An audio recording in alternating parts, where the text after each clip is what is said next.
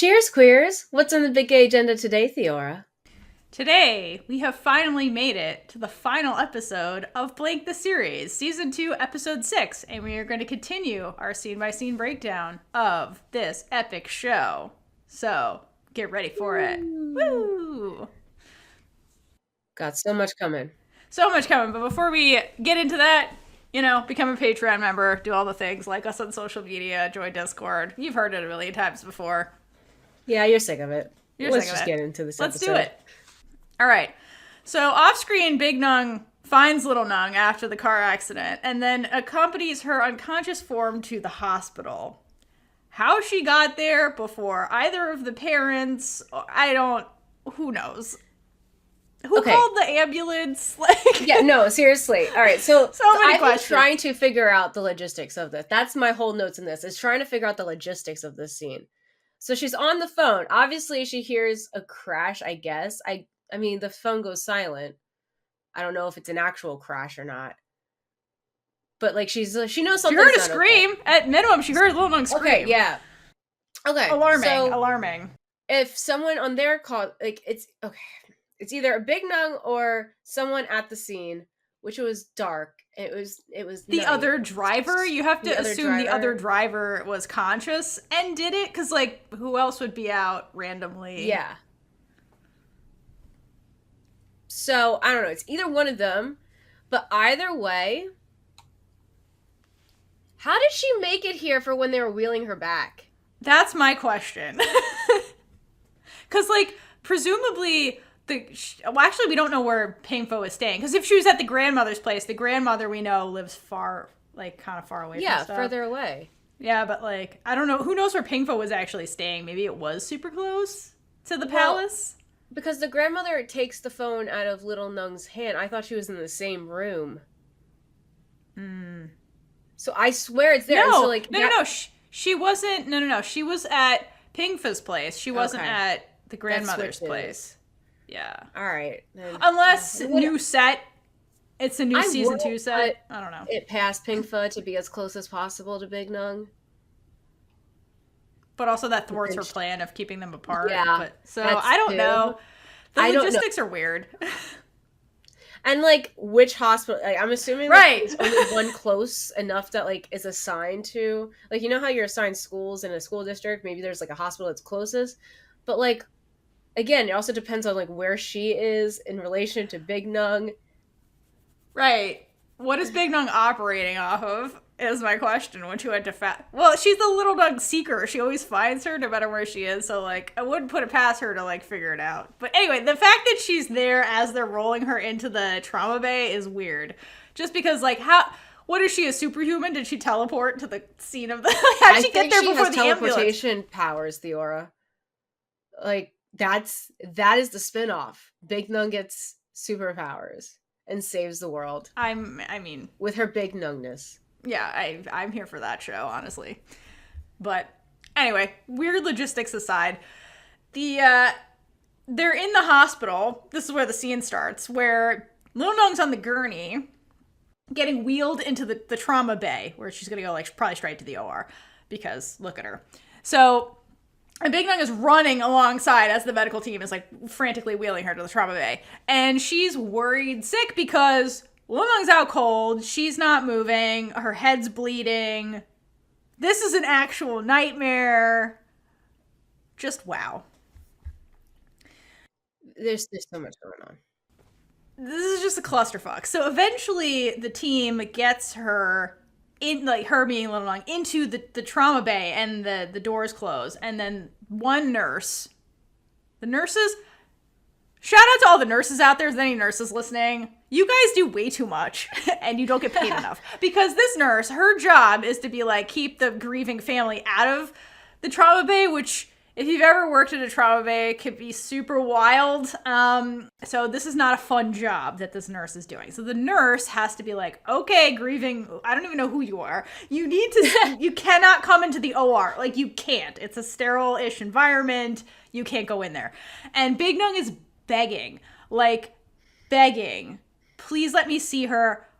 for just a few more seconds. Like, she's just begging, like, give me any scrap of time with her before she's gone for, because she could lose Little Nueng literally forever. She could die in the trauma bay, and, like, that's it. It's over. So, like, she's so desperate not to have her worst fear come into fruition that she's just begging with this underpaid and underappreciated employee, like, please let me into the trauma bay.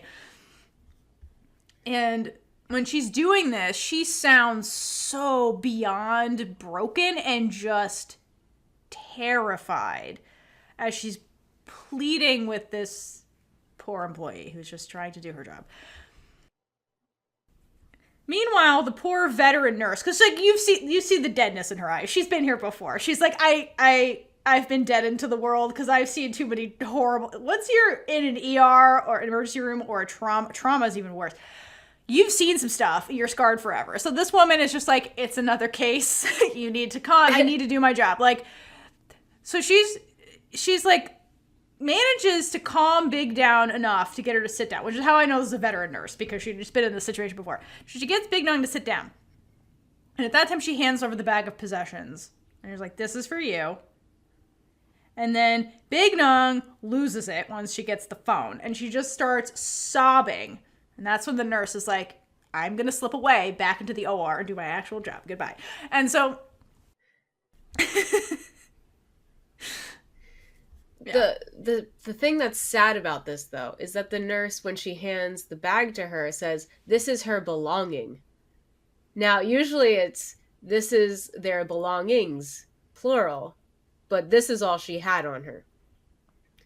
And in life, this phone symbolizes Big Nueng, because Big Nueng is all she has. Oh, really. Man, Kaitlynn. Why are you going to say that? Now it's even sadder. Yeah, okay. I didn't like this. It's sad. Hold on. Oh, it gets worse. Yes. Oh, God. Wait for it, Theora. And this was the last physical thing that connected them together. Yeah. I mean, Big Nueng's gift is hanging off the phone. The phone keychain or whatever. And here's the other sad part. That's a bloodied phone. So all I can watch is, like, when she's holding it, it's in a bag, because, like, it might be crime scene evidence. Who knows?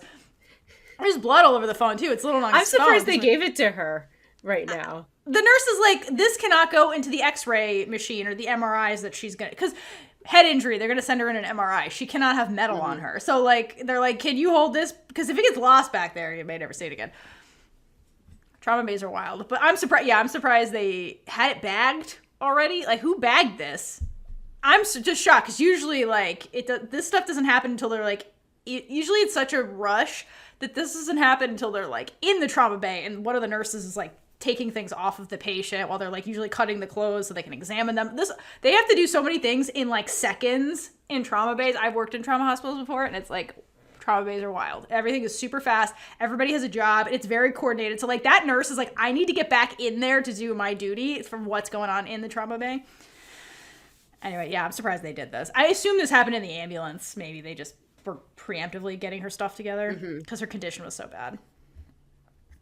But anyway, like, poor Big Nueng, and the even sadder phone, thanks to Kaitlynn, is, like, just, like, losing it. Okay, she's just sobbing, and I imagine, not that this is a far-fetched imagination, Big Nueng mentally probably goes to a very, very dark place right now when she's clutching this phone and just, like, sobbing, and I assume she's blaming herself for all of this, because this is Big Nueng, like, her greatest fear, right? And, like, we've seen her grappling with her fear of, like, repeating, you know, past mistakes and harming people, like, the way like, the ghost of song is still, like, haunting her, despite her making progress with, like, forgiving herself for all of that. I imagine she kind of goes back to that deep, dark place where she's like, this is my fault, somebody else is gonna die because of me. Like, I assume that's what's, like, kind of consuming her in this moment, and it's, like, worse that it's, like, Little Nueng, and she was conscious that might happen, and, like, tried to do everything she could to stop it from happening, and it's happening anyway. And so, like, that loss of control that she's feeling,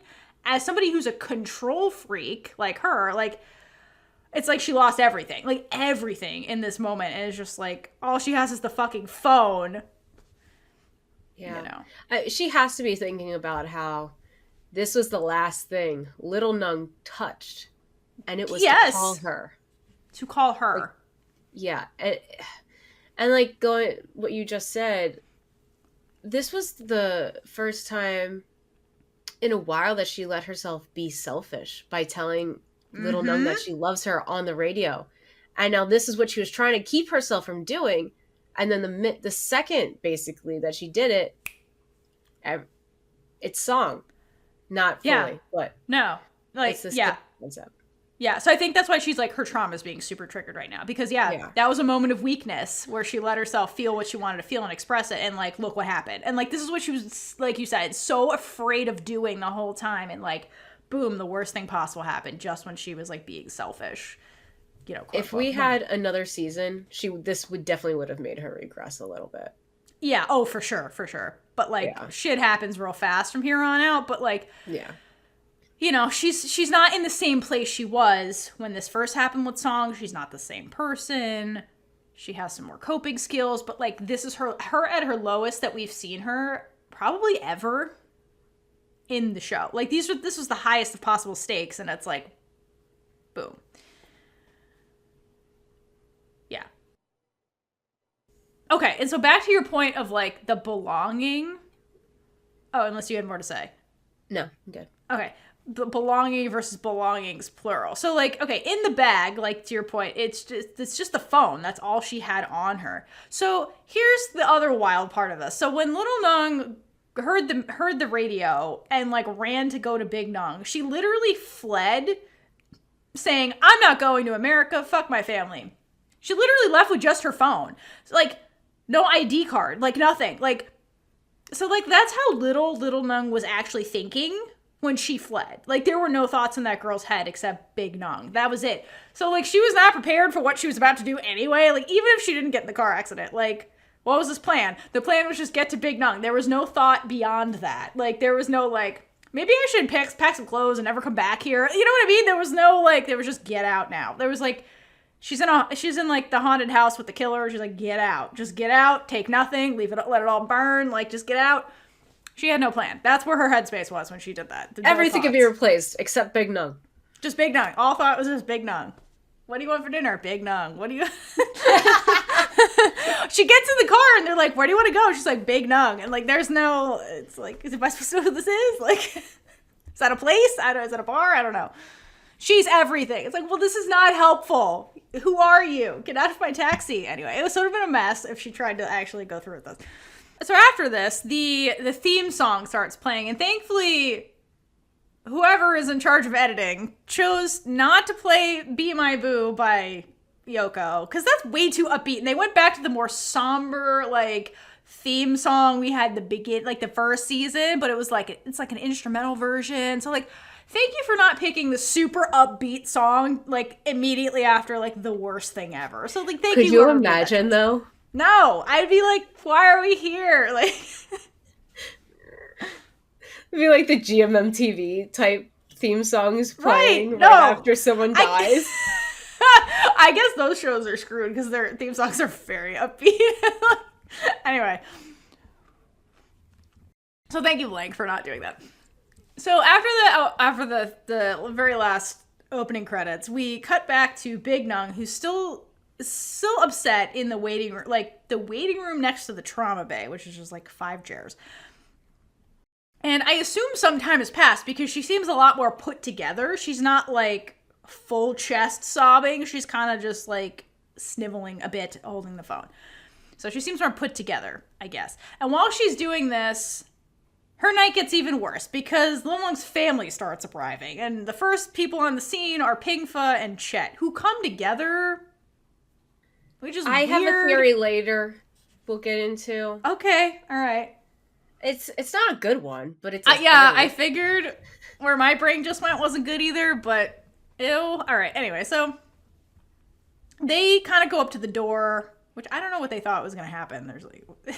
They probably were like, she's in the OR, and there's like nowhere for you to go. She's in the OR. Anyway, which is the operating room, if you know what that means.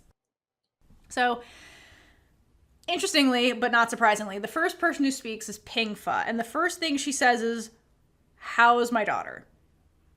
Because of course she does. She actually cares about her daughter. Meanwhile, Chet says not. Just wait till the first thing out of his mouth. Complete opposite. Oh my god, no. Anyway. I'm so glad that she is the first one to speak and that this is what she's asking, because in this moment, that's all that matters. Right. Chet. Chet, you bitch. He's a dirty bitch. And then, like, I like that she asks Big Nung. So she doesn't come in and attack Big Nung. She's like, how is my daughter? Like, because you're right. That is what matters. And so Ping Fa, again, thinks about her daughter first, not her own bullshit. Always demonstrating that. That's a parent. That's a parent. Exactly. That's a parent in a scary situation. Meanwhile, Chet doesn't say anything at first, but he is also looking to Big Nung for the answer. So, like, demonstrating that he is concerned about Little Nung on some level. Poor Big Nung is so, like, distraught. She can't even say the words of, like, what happened. Like, she can't even say it, because I feel like to say it makes it more real than it is. And she just keeps crying. Like, she doesn't say anything. Which makes Ping Fa more upset because, oh my god, Big Nung's crying? When the fuck does she cry? Like, that must be really bad if Big Nung's crying. The woman that never has emotions is, like she has openly sobbing. The queen is crying in the waiting room. Like, that's unnerving, number one. And then, like, is not answering this question. So, like, Ping Fa gets more upset because she's like, oh my god, it must be really bad if you're crying and not answering me. Holy shit. So she gets more upset. Which probably makes Chet upset. And instead of, like, following this up with another question about Big Nung, he immediately just starts attacking her and blames her for essentially breaking the barter that they created to send Little Nung abroad safely without interfering. And he's like, you clearly interfered. Like, this is your fucking fault, Nung. And, like, again, not dealing with his own emotions. He's throwing his emotions onto Big Nung, who's clearly not okay. Because he's the worst. There's no doubt about that. No. That's a Chet theme. said, that's the theme of the whole show. Chet's the worst. Chet's the worst. That's why we had to have an episode titled that. In case you weren't aware. But Chet says it's because of you. And I don't think he's just talking about this accident either. And we talked about this, I believe, in the last episode. He is blaming Big Nung for his perfect, quote, life being messed up. Yes. Like, she's the reason Little Nung doesn't want to be in his life. Okay. She is the reason his daughter is a, quote, gender deviant. One of my favorite lines. So random. So random. She is the reason Little Nung is in the hospital. She is the reason he doesn't have a wife. None of which is true, Chet. You're the common denominator for all of those statements is Chet. Is you. Because of you. Yeah, I literally was thinking that too. But yeah, so of course that's where Chet comes from. And then Chet mentions, he's like, the radio stations. He's like, why did you have to say all that nonsense on the radio? Did you want everyone in the world to know you guys were dating? And my question is, how did Chet know about the radio station? Like, does he secretly listen to how did he know this? Okay, so again, this will go in my theory later, but right now, focusing on this question, there is no way he would have been listening. No way. Right. Like, why? Why? First of all, for him to listen on his own, he would have to had actually care about other people to want to listen to it. Yeah. He can barely figure out his own problems. He doesn't want to hear about other people's problems. And yes. To the other reason he could be listening to it is, even if he knew that this was Little Nung's favorite station, he would have had to actually listen to her when she talked about it. And then actually care enough to check out what his daughter likes. And also actually listen to the people on the radio. Yeah, that so too. Listening, not a skill he has. Not at all. No. Zero. That's the other theme in this show. Yeah. Doesn't make any sense. These are the character traits of Chet. He's the worst and doesn't know how to listen.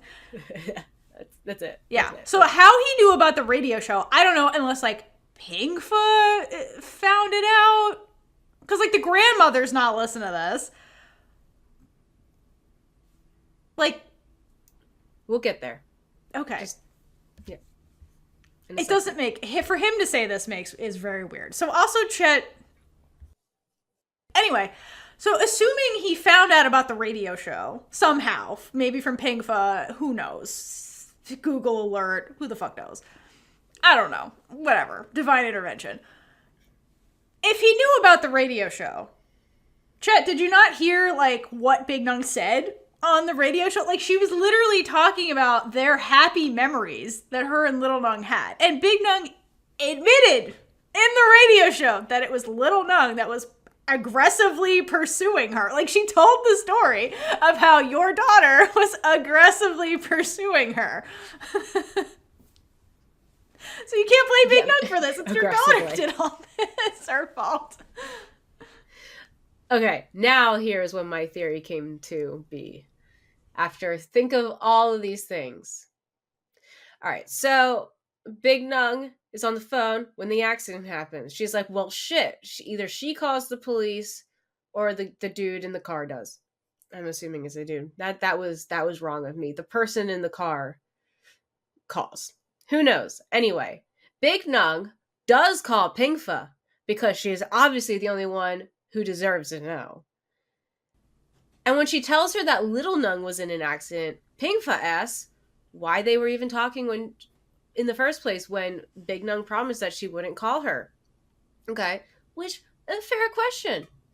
But Big Nueng explains that she did keep her promise, but she called into this radio station and she gives this like basic overview of what happened and definitely leaves out like the parts, like the actual parts of her saying like it was Little Nueng doing it, but because she's blaming herself right now for everything happening. So she's just making it sound like her fault too. Anyway. And then she tells her that Little Nueng chose to call her and that's when it happened. Now, Chet only found out, the only reason he's here right now, because Pingfa wouldn't have called him. He only finds out because he was currently with Pingfa trying to control how Little Nueng goes abroad and what happens there. Yeah, that's fair. I don't know that Big Nueng would volunteer the information about the radio station rather than be like, she called me. You gave her a phone back. Like, because the grandmother took the phone away. Pingfa must have given her the phone back. Be like, she called me. I feel like she wouldn't dive into the radio station unless she needed to. But, like, I needed that for my theory. So. Yeah, but, like, yeah. Anyway, because, like, I think Big Nueng, I don't know. This was weird. I don't know why Chet knows about the radio station, truly. Your theory's plausible. I hate him. Anyway. Okay. But the answer to this, like, did the parents, if they were listening, actually listen to what the hell was going on the radio? Like, Big Nueng was pouring her heart out about how they met, how Little Nueng pursued her, and how they were happy, basically. And the answer is no. Nobody heard any of that, especially not Chet. All he heard was, great, now the entire world knows my daughter is a sexual deviant like you. The shame is out there now, Big Nueng. This is all your fault. All of Thailand knows. Unlike Chet, Big Nueng actually listens to him when he's talking to her, including when he blamed the entire car accident on her. And he says it again, like, this accident is your fault. Which, like we said, I'm sure Big Nueng internalizes that. Because on some level, it's true. Like we mentioned, her selfish actions, and by selfish, I mean, like, her giving into what she wants above everything else, led to this outcome. And this is the song scenario playing all over again. Because what was that scenario? That was Big Nueng being selfish by choosing to escape the palace for her own well-being, leaving her sisters and her grandmother behind. And that event and choice that she made set off a chain of events that ultimately led to Song's demise. Like an outcome Big Nueng admitted she knew was possible, because remember, she said, I knew Song couldn't handle the pressure that the grandmother was putting me under. Like, so she knew Song couldn't handle the role she was going to have to fulfill. But, like, we've gone over how that a million times. I'm just kind of setting this up.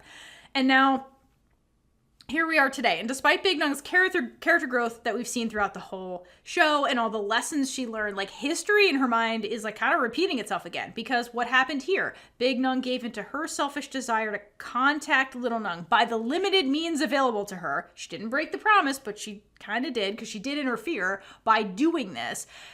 And it ultimately did reach Little Nueng like she hoped it would, and that set off this chain of events that led to this moment right now in the hospital where the parents are blaming her for this whole thing.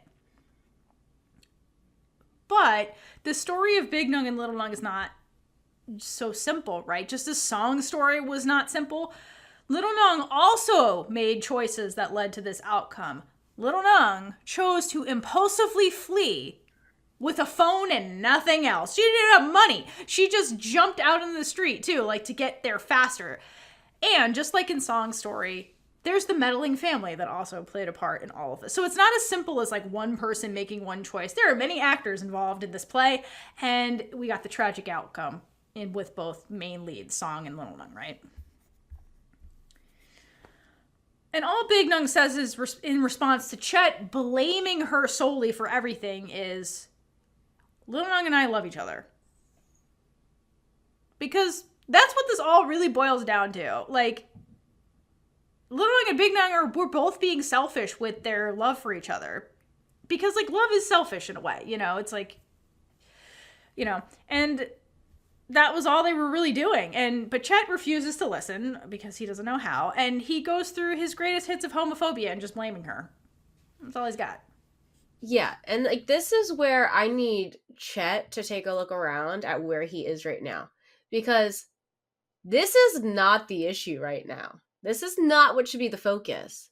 Like, this is when I got really angry while writing notes. Get your head out of your ass and be a damn father. But he can't do that. Yes, because he is not emotionally intelligent at all. And I'll point that out multiple times in this episode in particular. Because he's scared right now. Like, as the father who loves his daughter might die. So he's freaking the fuck out, okay? And he's terrified. Just like everybody in the scene is terrified. But everybody is dealing with their sorrow and their fear differently. Big Nueng's beating herself up about it. Pingfa is probably also beating herself up about it because Pingfa was never allowed to express her emotions. So she's just silently suffering in the corner, like the women do. And then Chet, what's the man doing? He's making it everybody else's problem. And so he's like turning the fear into anger and he's attacking whoever he can. He can't attack Pingfa because Pingfa was with him. And then, or whatever. So he's attacking Big Nueng. He's like, you're the common denominator. This is your fucking fault. If you didn't talk to her, she'd be in the room. She'd be going to America. This is your fucking fault. If you didn't do anything, we wouldn't be here. So like, he's scared and he's like making it anger. Instead of processing his fear, he's just attacking Big Nueng. So in his mind, he's being a good father by attacking the deviant that caused this. But he's not, but the problem is, Chet, we are here because you've never listened to this woman. Ever. And we wouldn't be here if you guys would just fucking listen to the Little Nueng Whisperer that you keep employing as the Little Nueng Whisperer because she knows the magical secret to understanding your daughter, which is fucking listening to her. Amazing. All right, so then he keeps berating her until Big Nueng breaks this up and says what we've been saying the whole fucking show, which is stop acting like you're a father who loves his daughter. And finally, he shuts the fuck up because this is about him. So now he's listening. He's like, ooh, me? I'll listen. So she continues. She's like, you've known her as long as I have. And this was a very brilliant thing for her to point out. Because he's like, I don't know. It's just like, once I realized she was my daughter, it's like a light switch went off. And suddenly I love her. My love is as vast as the ocean. And like, you know how he just immediately was like, she's mine? I love her. That was it. That's all it took. Mine? Love. Like, it was that simple for him. And she's like, bitch, we've known her the same amount of time. So you can't be what he's saying in the scene is like, I'm her father, like I've been her father this whole time. And she's like, you've been here for 3 weeks, Chet. Like, and for you to sit there and say, I love her and it's real, despite the limited time you've had together, would be him also having to confront the fact that Big Nueng's love for Little Nueng is just as real because she's known her for the same amount of time. So he can't be like, this is bullshit, it's a fling, it's whatever. We've known her the same amount of time. You're so in love, you love her so much, well, so do I. You have to acknowledge that my feelings are also real. So, good move. Technicality, Big Nueng has known her for longer. In the grand scheme of things, it'll be around the same time. But technically, Big Nueng has known slightly longer, but like it's the same time frame. Yes. Yeah. Then that weakens Chet's argument even more because she'd known her slightly longer. But like, again, she's unraveling his argument that doesn't make any sense. Then, Big Nueng launches into my absolute favorite Big Nueng monologue, in which she reads the whole family to filth. I love it.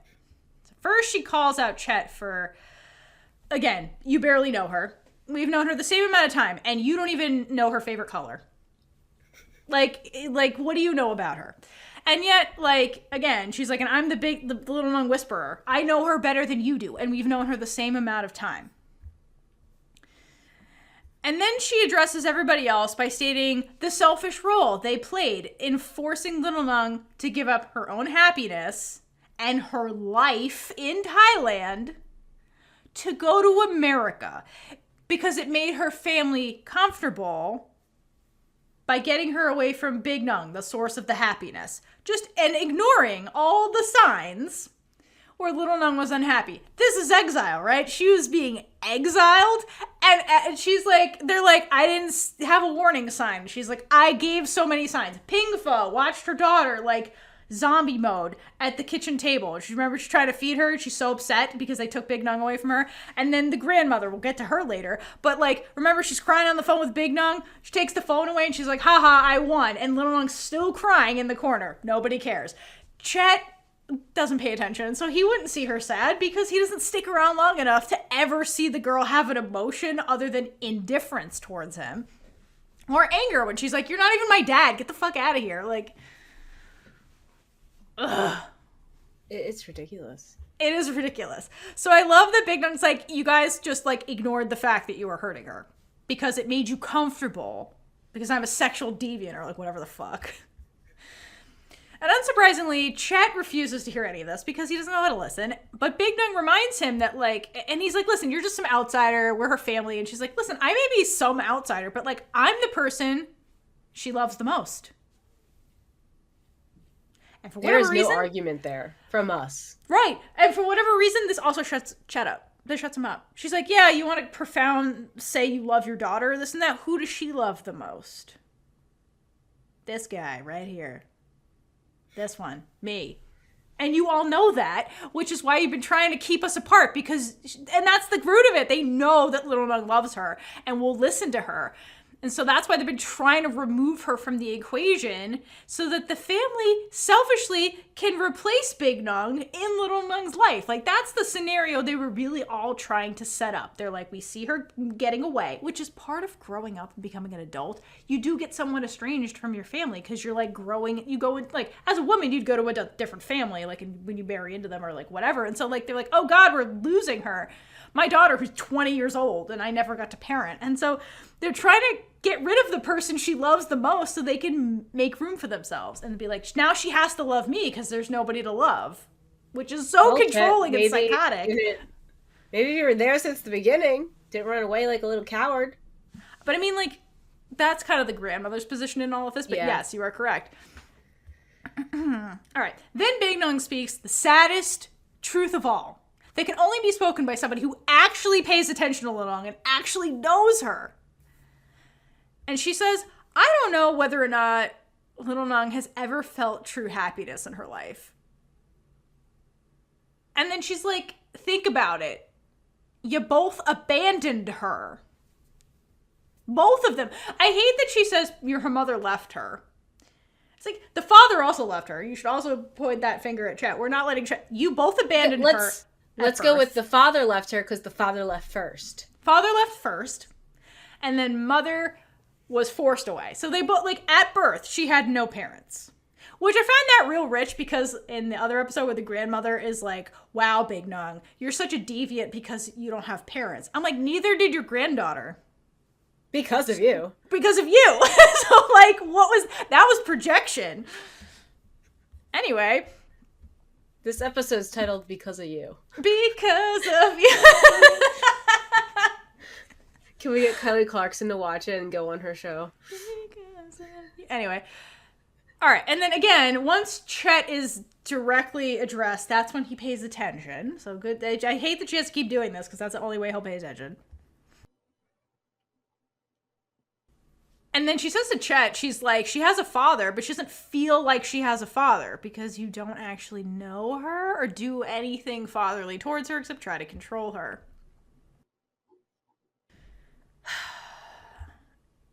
And Big Nun keeps going and tells them basically like that your daughter, I don't know if you've noticed, wears a mask of happiness around the family all the time.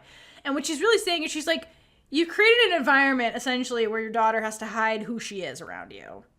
And by doing so, like, sacrifices any bit of happiness she does feel in order to conform into what the family wants, whatever box they're trying to put her in.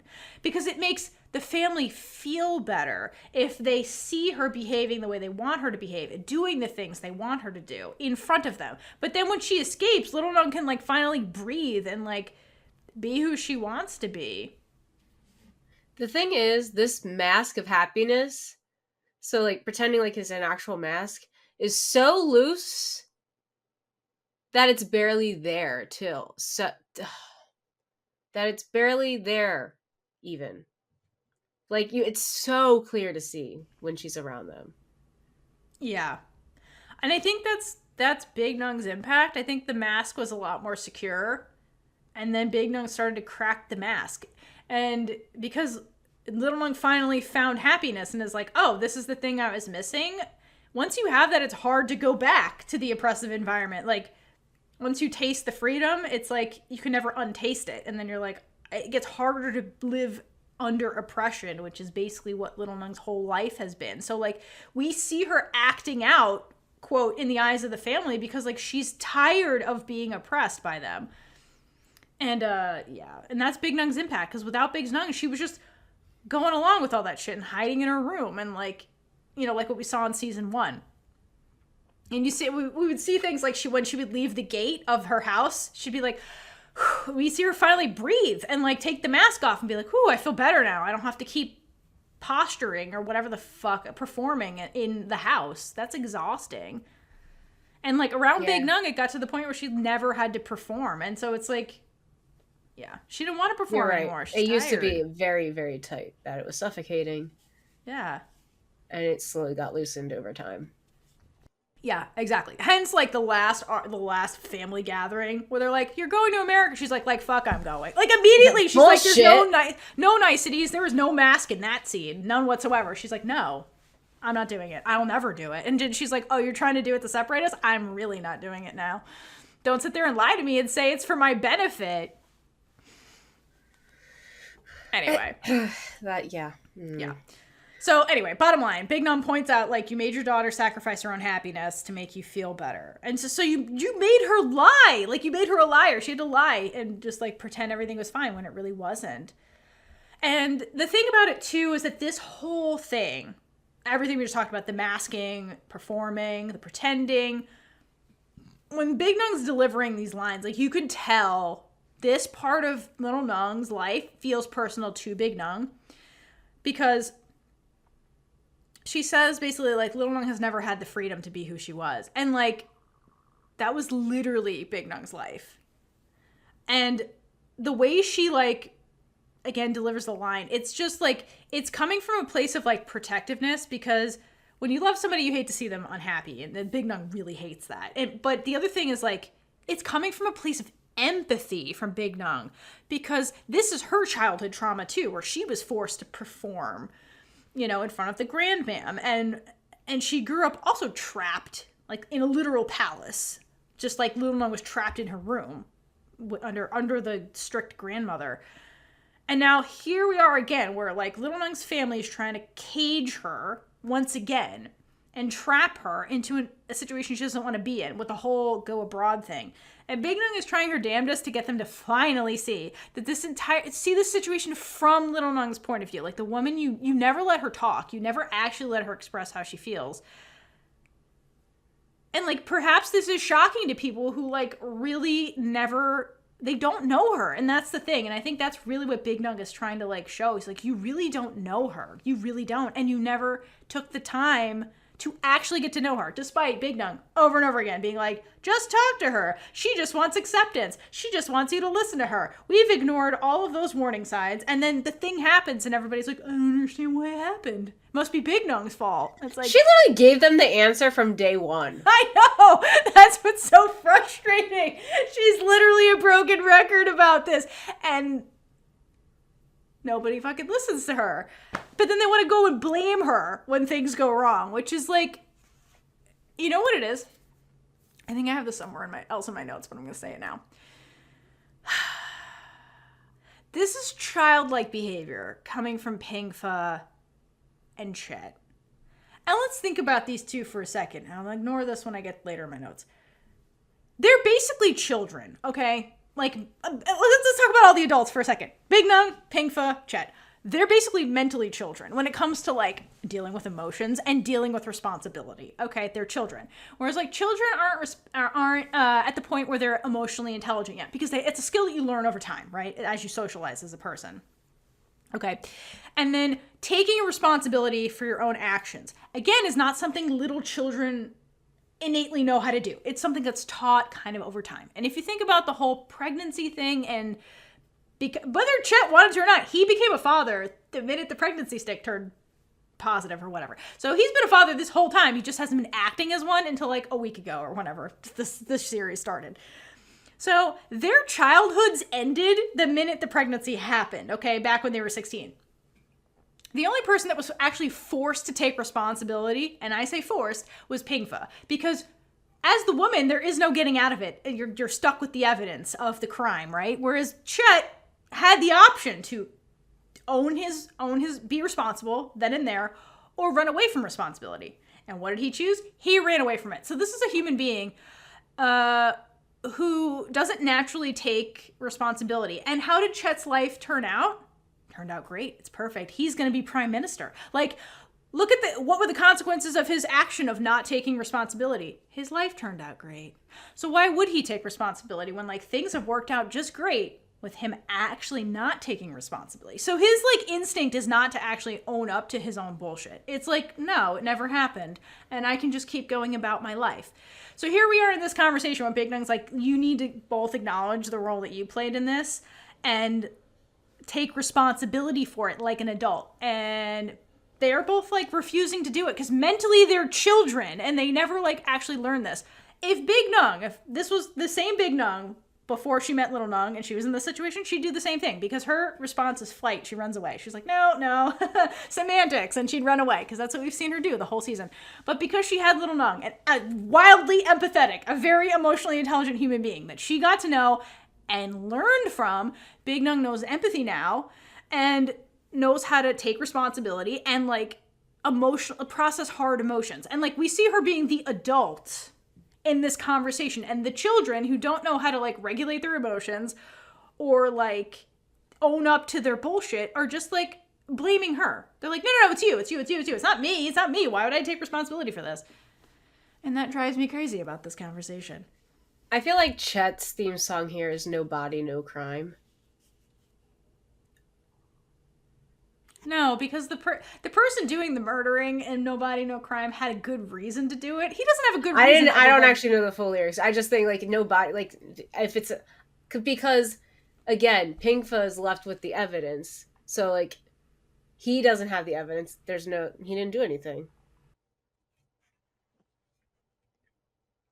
This is denial.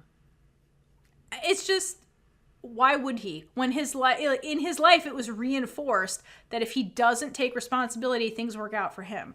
So like, why would he? Like, and that's like a bigger societal problem with like men not taking responsibility for shit and then getting rewarded for it. But anyway. Okay. So then Big Nueng continues and tells them, like, the whole reason that your daughter ran to come see me is because she was escaping the cage you put her in. Okay, and that's really the reason we're all here today. It's because your mother, Pingfa, was so traumatized by what happened with both of you that she took that all out on Little Nueng and created this really oppressive environment for her, and she was trying to escape that to be happy. And then Big Nueng asks the most valid question is, do you even realize that you harmed your own daughter? Like, do you even see that you guys traumatized her and like wounded this girl like her whole life? Do you even see that? No. The answer's no. No, the answer is no. And so, like, here they are putting Big Nueng on trial. And Big Nueng's like, my whole crime was that I actually loved her. like who she was. Little Nueng the person, not Little Nueng the idea. Like the idea, it's one thing to be like, I would love a daughter. Like the idea, the concept. That's big, that's Chet, right? He's like, I like the concept of having a child. But then when it comes to actually parenting, he's like, I don't like this. Like that's who he is, okay? Same thing with Pingfa to a degree, because like you were robbed of the chance to parent Little Nueng, so you don't know how to parent her. So then when you actually have to parent her, it goes poorly. So because it's like the idea, it's like expectation versus reality a little bit. And Big Nueng's like, Chet has concepts and ideas of a right. He has concepts and ideas of parenting, right? No, literally. That's kind of the problem. It's like having an idea versus like the reality of that situation are two different things. And Big Nueng was dragged into the reality of Little Nueng by Little Nueng and like fell in love with her anyway, and was like, she's like, that's my crime. My crime is that I actually loved who she is as a person. But the family just wants her to be the villain because it's easier to blame the outsider than look inside and actually like be like, oh, whoops, I have to take responsibility for my own actions.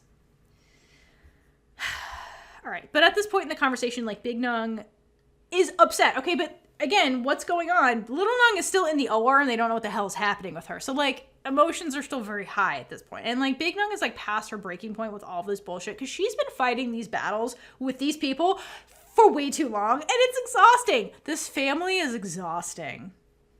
Okay. Definitely. They're exhausting. And like these are desperate times. It's not time for niceties. Now is the time that she needs to pull their heads out of their asses and get them to accept the role that they played in all of this. And she does her damnedest to try and get them to see it.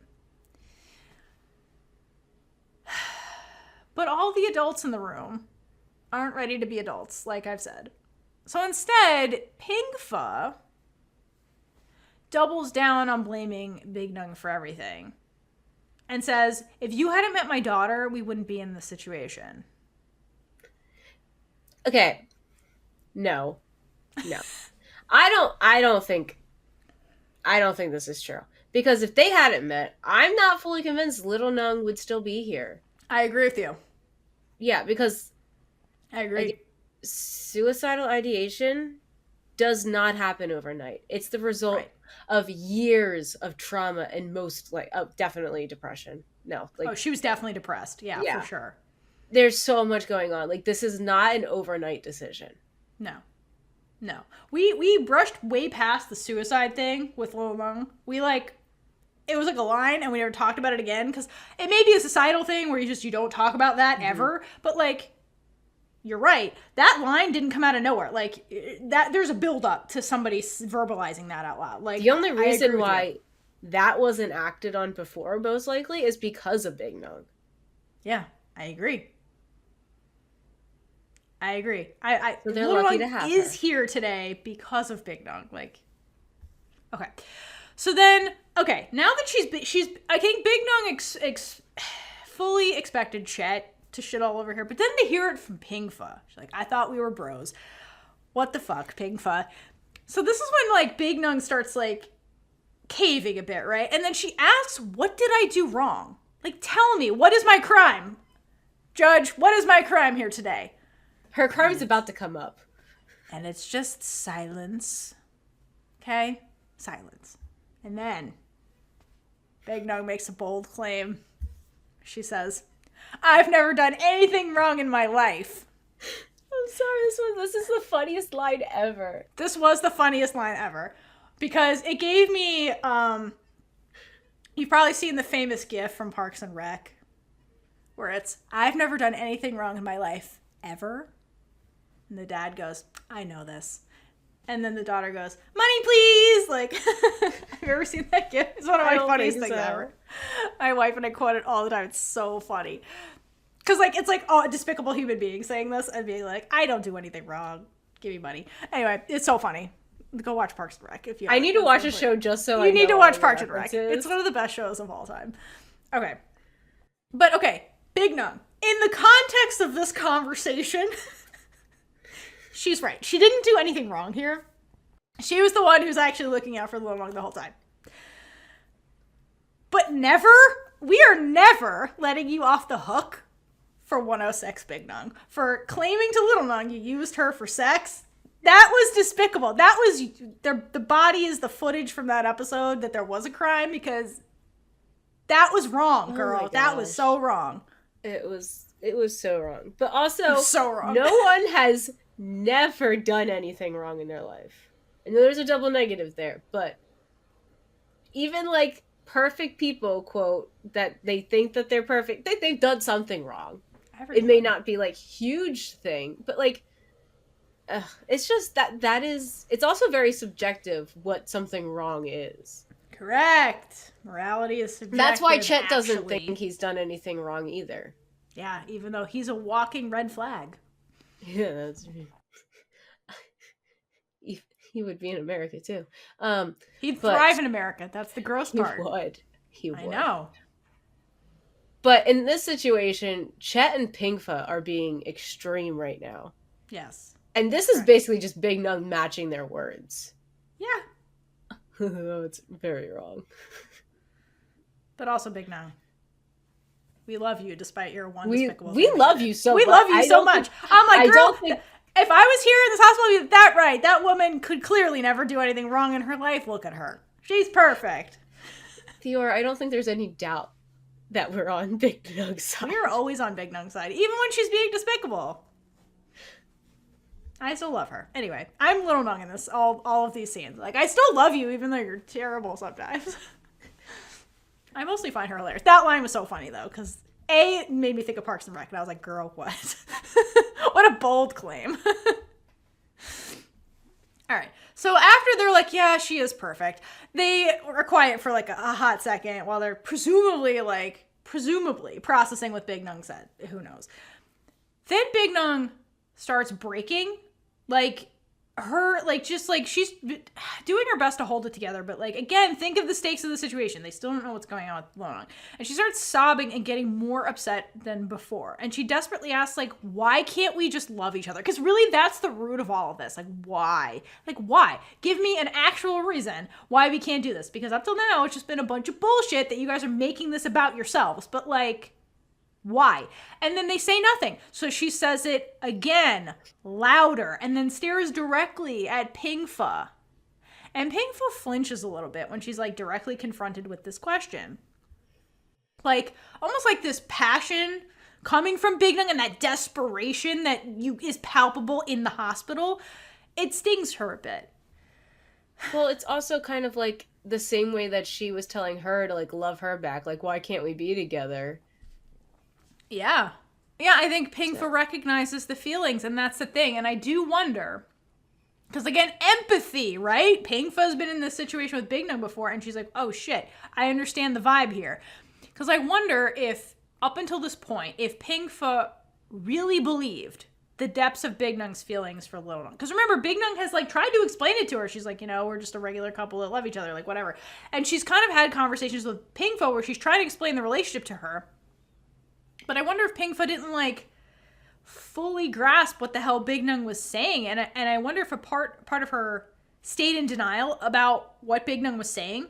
Because it was just easier for her to do that than, like, believe what Big Nueng was saying. But, like, here, in this moment, listening to Big Nueng pour her heart out is something Pingfa cannot ignore. Like, she feels it. She flinches. And she doesn't. You can tell that Pingfa's actually really actively listening to Big Nueng and feeling things as she's processing what Big Nueng is saying to her. Like, I think it finally clicks that, like, what Big Nueng is feeling, Big Nueng A feels things, which is new.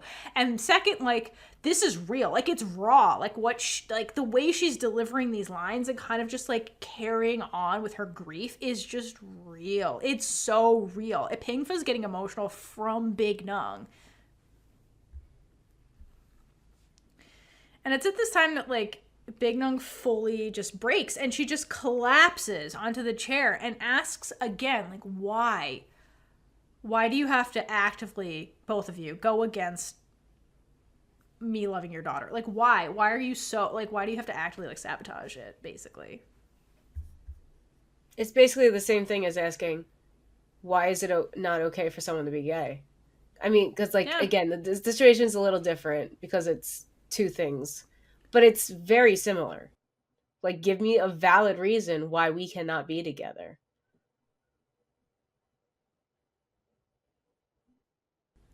Yep. And at this time, Big Nung is sitting now, so she's very hunched over because like this is draining her, and she's looking up at Pingfa and Chet.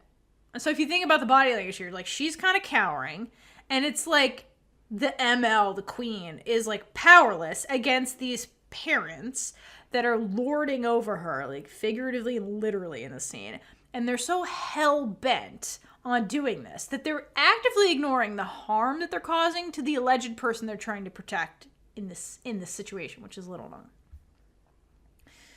So then Big Nung gets real with them and admits the reason she can empathize with Little Nueng is because she was in the same situation. She's like, I also have never felt happiness until Little Nueng came into my life. In fact, like, Big Nung goes as far to admit, like, she's super honest about the way she feels. She's like, I didn't think I was even capable of loving anybody until Little Nueng came along. And, like, what a sad fate to resign yourself to. Like, what was that like for Big Nung to be at one point and be like, I guess I just can't love anybody? Like, it speaks to how lonely she actually was for, like, 30 plus years of existing. That's sad and, like, tragic. Yeah. Yeah. Oh my gosh. Like, that was Big Nung's life. You know? And, like we said, like, Little Nueng probably was depressed and shit. Like, imagine what she, I guess she didn't really have powerful feelings, but, like, imagine what, mentally what she was going through. Like, who knows? Like, I don't know. Probably was Big Nung for making it this far. Right. And being as put together as she was. I mean, she's kind of a disaster when we first met her, but it's like, understandable, girl. Like, that was, I mean, she did have Sam her whole life. But it could have been way worse, though. Right. I will die on the hill that Little Nueng's situation was worse because she was actually alone. She's the only child that was alone. Sam helped tremendously. Yeah, and the fact that Big Nung had to, like, look out for her sisters gave her a purpose and something to do despite her loneliness, that you could, like, put your loneliness aside and, like, be like, I'm focusing on my sisters. But, like, Little Nueng had no options. She was just trapped. Okay. And then think about who Big Nung is saying this to. She's saying, I've never been happy before I met your daughter. And I didn't know I was capable of loving anybody until she came along. She's saying this to not just Little Nueng's parents. She's saying it to her, quote, close friends. And I imagine this is, if they didn't know this, Pingfa probably knew parts of this about Big Nung because they actually probably talked. But Chet, this is probably brand new information for him. And so, like, to hear that Big Nung was, like, lonely the whole time. He was engaged to her. So for her to, like, straight up say, I didn't love anybody. I've never been happy, ever, including when I was with you, right? Insert that into Chet's brain. That's a lot if you didn't know that. Okay, so she's admitting I was lonely and not happy even when I was with you guys, my close friends. Like, yeah, and, I mean, it's a big thing because, it's big. Again, both of them wanted to be with her. And I'm wondering, like, if a part of both of them, even Pingfa, was, like, still holding on to hope that maybe one day it could happen. Just, like, maybe. I mean, Pingfa she's moved on. But, like, there's, like, that little inkling, like, what if maybe one day. But this is her saying that she's never loved them. Yes. But again, she's been telling Chet this. But she's been telling Chet this. But, again, he doesn't listen. He didn't get it. So maybe this time it'll stick. Who knows? Who knows? Are they still having this conversation now in life? I don't know. Chet's brain, who knows? Yeah, like, okay. But, like, I wanted to insert one of my favorite songs ever that just kind of encapsulates how Big Nung felt or is feeling. And it's Dark Blue by Jack's Mannequin. And if you haven't heard it, the main chorus is, dark blue, have you ever been alone in a crowded room? And that line stuck with me forever because, yeah, I feel like that was Big Nung's whole life. Like, yeah, she was surrounded by people, Chet, Pingfa, the grandmam, sisters, but she always felt alone no matter what. And, like, that is very true. Dark blue. Because from an outsider's perspective, she has so much. She now has both parents. She has a grandmother. She has friends at school. But again, her friends, I don't think they know everything either. Little Nueng, you mean? They know, yeah, Little Nueng's. Little Nueng also's theme song is Dark Blue Dark. I'm talking about Big Nueng, but yeah, Little Nueng Oh also. my gosh, yeah, okay. All right, all of them. I You mean, again, they're ever very similar lives. And then the rest of the song goes, "When I'm here with you, I could see the world could be burning down." Like, and it's like, that's Big Nueng and Little Nueng. When they're together, it kind of erases the loneliness, and they're like, the world could burn now, but I finally found happiness with you, and so what does it matter? Nothing else matters. And that's kind of like another theme song for them, basically. If you haven't heard that song, go listen to it. Jack's Mannequins, and also, I love that band. All right, so as Big Nueng delivers the line, "I never thought I could love anyone," the camera pans to Chet, and like I said, I hope he finally heard these words and understood them for what they were, but who knows. And after Big Nueng says the only person that made her feel love is Little Nueng, it cuts to Pingfa, who is 100% grieving her unrequited love for Big Nueng all over again, I'm pretty sure. Because like you said, small part of her is like, oh man, even though she's moved I on. mean, it's Big Nueng. It's Big Also, Nueng. probably the first person she actually fell in love with. Right, that's what I mean. Yeah, like it's those a big part. those feelings are big, and they don't always go away, and so like it still hurts, like even if you move on, kind of thing. I feel like that's where Pingfa's at, maybe. So Big Nueng asks them again, as the adult in the room, "How can you blame this outcome on me and not take responsibility for your own actions?" And neither of them have an answer. But like I've said before, the answer is trauma. And I've kind of already gone through this. They're both like trapped in their childhood, basically. So the bottom line is that neither of Little Nueng's parents are fully functioning adults, which is why they cannot properly parent. They are still children. And I love the irony that the only adult in this conversation is Big Nueng. Doesn't have any damn kids. She is not a parent, but she's the only adult in this conversation. But the reason Big Nueng is here and can behave this way is because she worked through her trauma. Like we watched her on screen work through a lot of her trauma with Little Nueng and learn to like accept her feelings, process them, and then talk to them with Little Nueng. That's why she can like be so vulnerable in this scene. It's because Little Nueng taught her how to do this. And at this point, she is more emotionally mature than either Chet or Pingfa. And she's the one who's equipped to be, quote, like, the adult. And I love the irony of this, is that these two people have been basically trying to dictate Little Nueng's entire life.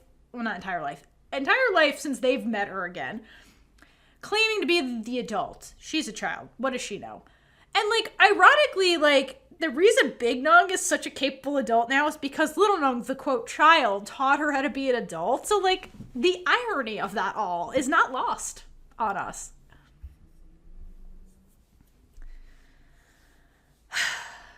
Okay, so Chet and Pingfa obviously have no answer for this. So Big Nueng gets real serious and tells them, "I'm her everything. She's my everything too." Okay, that's how much Little Nueng means to her, and that's how much she means to Little Nueng. She's like, that's it. Like, this is not some weird fling. It's not some like predatory shit. She's my entire world and I'm hers, and that's where our relationship actually is. She's still trying to get them to understand that it's a reciprocated relationship. Correct. She is not controlling their daughter. No. Their daughter is no longer, well, she's never You really can't control her them. anyway. Have you met her? Right, no. The problem is they don't know her. No.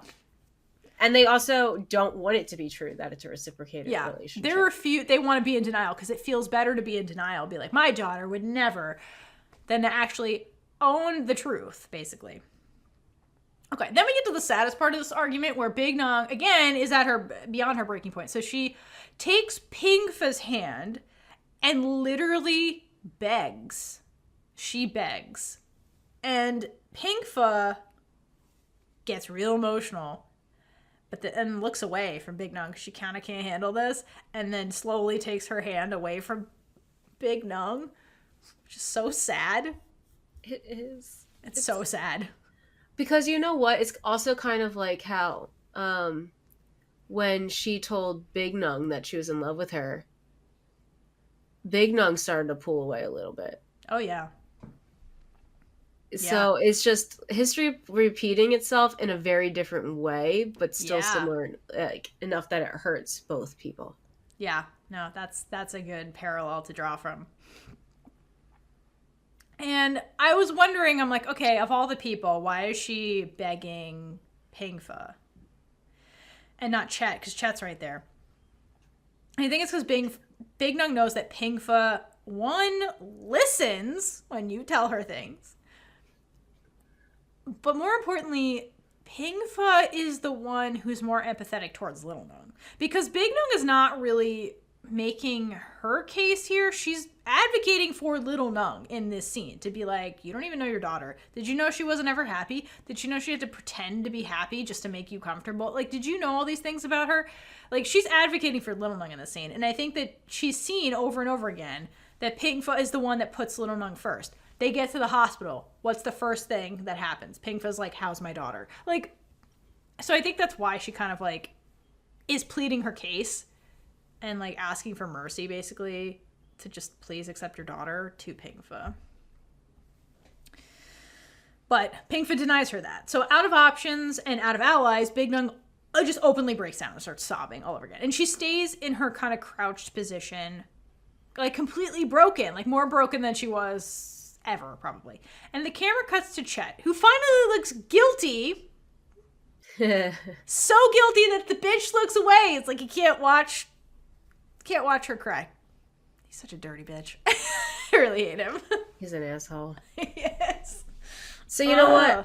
I think we need to stop talking about him real quick. And let's do some shout outs for our Patreon. Because we have so many lovely Chaos Crew Patreon members. And we want to make sure you all know how much we appreciate you.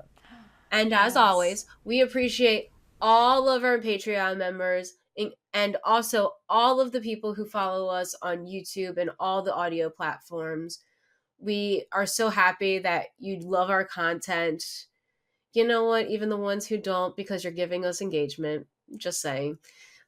But we appreciate you loving this queer media, talking about it with us. Our Discord. We have created this community, and that was our main goal through all of this. And it's just so happy to see it become a reality. So for your shout outs for our Chaos Crew members on the Big Gay Ride or Die tier and above, Jay, Dana, Natalia, Miranda, Regina, and Monet. And then our selected Big Gay supporter members, we have Memo, Angela, and then Janie. And Janie is actually our first ever annual member. Janie locked in for a year. Woo! Yes. You're stuck with us now. Yeah, for a whole year. A whole year. That's longer than Chet's been a parent. Wow. Oh my gosh, yes. Actually, no, I think it's technically been longer than that. I think because it was like 21 and then 22. I don't know. Yeah, a calendar year hasn't passed since then, though. No? Okay. Yeah, it's fine. He found out he was her father, like, on her birthday. So, like, yeah. We're just going to go with that. JD? But anyway, if you want to become an annual member, too, you save 10% off the entire year. So you can enjoy all of our queer discussions, reaction videos for an entire year for 10% less. Great deal, right? Good. That's just gay math. Gay math. All right. Let's get back to the episode. We have so much more to talk about. All right, let's get back into it. So, some amount of time passes. Who knows how much? And still no word about Little Nueng's condition. So we're all still hanging out by the trauma bay, and Pingfa and Big Nung are sitting on the chairs with an empty space, a gap, if you will, between them. Oh my God, Theora. What? It's not a bigger gap. It's just a gap. It's a normal gap. Okay. And Chet is, like, chilling on the wall. I guess he's like, well, I'm the man. I gotta be on the other side of the wall. Whatever. He's being weird. And this, I don't know how long they've been here, but, like, this must have been super awkward to just, like, first of all, where we left things off, Big Nung was, like, having a mental breakdown and then what did they do? Just be like, look at each other and Pig might be like, I guess I'm gonna sit because I'm tired. And then Chet's just like, I'm just gonna stand by this wall. And it's just like awkward with the three of them in this room. I do wonder how much time has passed. Right. Oh, this was weird. Okay. And then who knows? Big Nung is still sobbing though, because like trauma. But then it gets worse because the grandmother shows up and she comes running in and immediately runs to Pingfa, not Chet, which is interesting because Chet and the grandmother have been in cahoots the whole time, and Pingfa's the outsider of the family. But yet, in a crisis, who does the grandmother come to? Her daughter. Interesting. Okay, but Chet is hiding behind the wall. Like, Pingfa's the first person she sees when she enters, so I'm wondering if that has something to do with it. Again, but if she like saw Big Nung first, there's no way she was gonna ask her. So She would have just punched her. Like, yeah, I don't even know words. but it's interesting that the grandmother comes running in asking how Little Nung is doing, because it's showing that she does care about her. True. She just cares about the family's reputation and failing her failure more than Yes. Little Nung. But in this moment, all that goes out the window. She is caring about Little Nung. Yeah. Chet is now the only person who hasn't shown that he cares how she is doing. Are we surprised? Are we surprised? No. Did we not make the case that he is the selfish one in this show? Because I think we did. Okay, Your Honor. I rest my case. Okay. I don't know who's the judge. Probably you guys at home. Listeners, judge us in the comments. Did we make the case that Chet is the selfish one in this show? Okay. So Pingfa tells her mother they don't know anything about Little Nung's condition yet. She's just in the OR, presumably. And the grandmother then starts sobbing. And Chet looks away from this because he can't handle emotions, obviously, like I said. And Big Nung starts to look distant because I think she empathizes with the pain here because she also loves Little Nung, right? But then a dark cloud passes because the grandmother notices Big Nung. Because Big Nung's standing now, and Big Nung's tall, and you can't miss her now. She was cowering in the corner, and it's like, oh, there's a goddess in this waiting group. Wait, no, it's a devil. Oh my god, a demon. If this was Pluto, it'd be Satan, right? We still don't know what Pluto's about, guys. It's all right, don't tell us in the comments. We're watching it. We'll get there.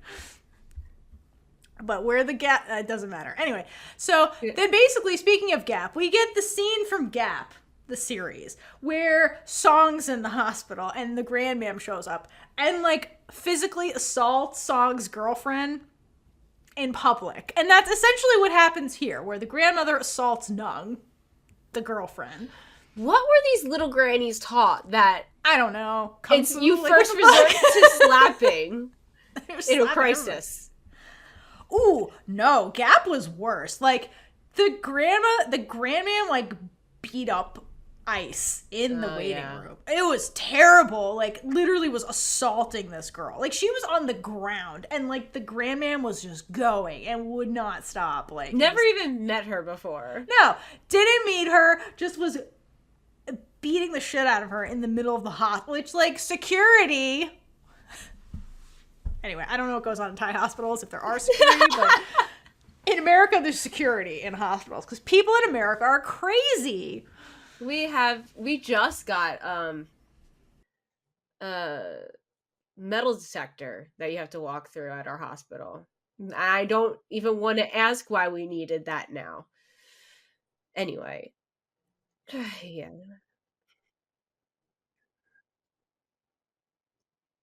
Oh my gosh, that's insane. Now I know this is not related, but I brought in an entire bag of Jell-O. And I was questioned by the security. My mom was in the hospital. That's all she could eat. They only had one flavor. She wanted other flavors. That's what. So I brought in this big bag of Jell-O. And they're like, do you only have Jell-O in this bag? I'm like, yeah. Didn't think anything of it. Like, yeah, weird people could probably put something in there to sneak it in. So she scans it and she's like, oh yeah, no, it's all Jell-O. I'm like, yeah, I told you it's Jell-O. Yeah. Then it occurred to me what, yeah. But this is not the person who needed to be slapped in this scene. Yes, it's. But if there has to be one person, the answer is always Chet.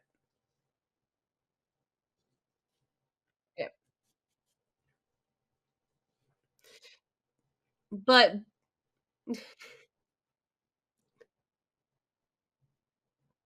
there was this whole thing, like, it's a butterfly effect. That's probably gonna end up being, you know what? That's your spoiler, that's your secret, phrase word thing, butterfly effect. Good luck with that. Um, but Big Nung is, however, slapping herself enough for all of them on the inside. Like, she is beating herself up over this.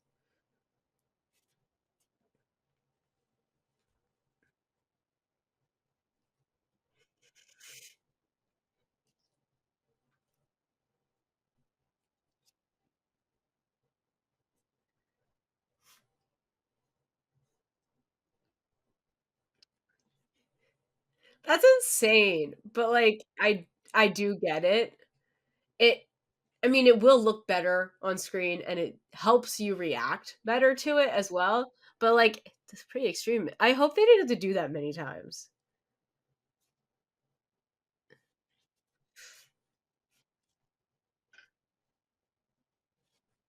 Like, she already has to put herself in a bad emotional place, and to get it slapped on top of it.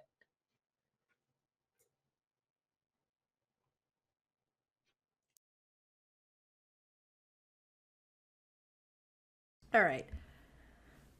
But the most surprising thing about this scene is that after the assault happens, Chet and Pinkfa physically restrain the grandmother.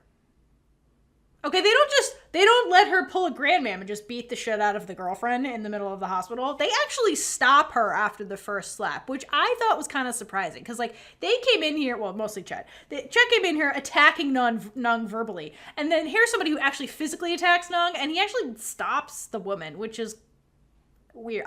That surprised me. I'm not gonna lie.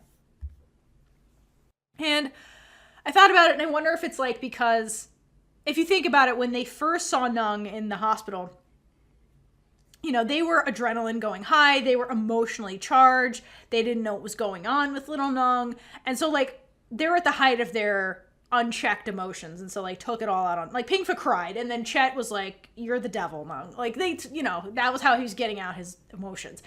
But who knows how much time has passed since that last scene. And so I think that maybe they calmed down and had time to maybe process some of their emotions, especially when it comes to Big Nung, because they were coexisting in that space together, you know. But the grandmother hasn't. The grandmother's coming in. Her adrenaline's running high. Her emotions are unchecked. She doesn't know what the hell's going on. Here's the devil in the waiting room. So I think wonder if they stop her because like the propriety of it all, like mother, do not cause a scene in the hospital, you know, there's that aspect of it, because which is usually the grandmother's number one concern. So she's like, Pinkfa's probably like, ma'am, you're gonna regret this later when I tell you you were causing a scene in the middle of the hospital. Remember, literally every time little Nung does something that's not quote proper, the grandmother's like, manners, young lady. Basically Pinkfa's like, manners, older lady, like what the hell.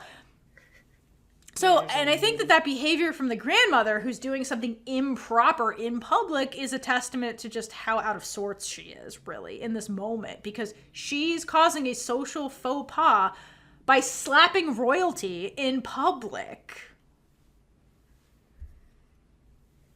Yeah, I mean, again, outsiders would be like, "What the hell is going on?" Also, how are these the only people in the waiting room? I guess there's no other traumas. I mean, traumas are not scheduled. They just kind of happen whenever. So, like, if they're in the trauma bay, like, it's possible that Little Nueng is the only person in the trauma bay, right? Or the trauma OR right now. Okay. That's not that's plausible. Improbable. Yeah, it's not improbable. It's actually pretty probable. All right, so bottom line is the grandmother is one full scene behind everybody else. It's kind of the problem. And it's basically, she starts blaming Nung. She was Chet in the prior scene. She's blaming Nung for literally everything that happened now. And she goes a step further. She's like, it's your fault for what happens now, and whatever happens in the future, it's all your fucking fault, Nung. Okay, I mean, for the grandmother being a full scene behind, like, that's when you need a little Nung stalker to have filmed everything for them. Anyway, back to the grandmother. She isn't necessarily telling Big Nung that it's her fault. Like, she keeps screaming that she has to be responsible for it. And the way that she kept saying that, like, you have to take responsibility. You have to be responsible. The wording makes it seem like the grandmother might be blaming herself for this in some way, especially failing in her mission to make sure Little Nueng turned out perfect. And she can't let herself take responsibility. And it's almost as if she's begging Big Nueng to take full responsibility so she doesn't have to feel it. It doesn't make it right, but it looks desperate. Not like she's actually accusing her. It puts her on par with Chet, who also refuses to take responsibility. Who's the real adult in this scene, everyone? It's Big Nueng. Little Nueng. Big Nueng. Little Nueng's not in this scene. That's true. She doesn't have to be in the scene to be the adult in the scene. Fair. All right, but back to the scene. So apparently the grandmother isn't done manhandling Nueng, and she still manages to break free of Chet and Pingfa, which, like, go to the gym, you two. What the hell? You can't even hold back an elderly woman? Like, what the hell is wrong with you guys? And the grandmother manages to get loose and get a few more shoves in at Nueng before she's restrained again by her useless daughter and whatever the hell Chet is. Okay. Thankfully, at this point, the trauma surgeon chooses to come out of the OR, and he enters the chat. And he's like, you her family? Doesn't verify a damn thing. And then he's like, all right, let me tell you all of her health information. Because, like, I'm like, sir, what is this? But I assume she's the only patient, and so these people are hanging out here. So he's like, are you with the trauma patient? Cool. Let me tell you what's going on. But when he asks if there are relatives, Chet is the one to immediately step in and say he is the father. And, like, again, he only cares about looking like he has the power here and, like, he's in charge. Right. Yeah, exactly. He's in charge. He doesn't say shit, like, most of the scene. No. It's all about appearances, right? Okay, so then the trauma surgeon's like, all right, here's what happened. She's got a broken arm and a traumatic brain injury, which is pretty lucky for somebody who was in a motor vehicle accident. I'm like, how does she not have broken ribs? You're telling me all she got was a broken arm and then a traumatic brain injury or TBI. That makes sense. But, like, damn, okay, she got pretty lucky, actually. But the catch is, because of the TBI, Little Nueng is in a coma. And she's like, and we don't know when she's going to wake up from the coma. Because, like, brains are weird, basically. And the three family members kind of console each other in the corner. So, like, Chet, Pingfa, and the grandmother are like, oh, okay, she's okay. Whatever. She's okay. And then poor Big Nueng sits back down by herself on the sad chair. And is, like, processing this all by herself. So that's where we're at. The family unit is back to being a unit, and Big Nueng's the outsider. And, like, but at least we know that she's alive, okay? That's all we know.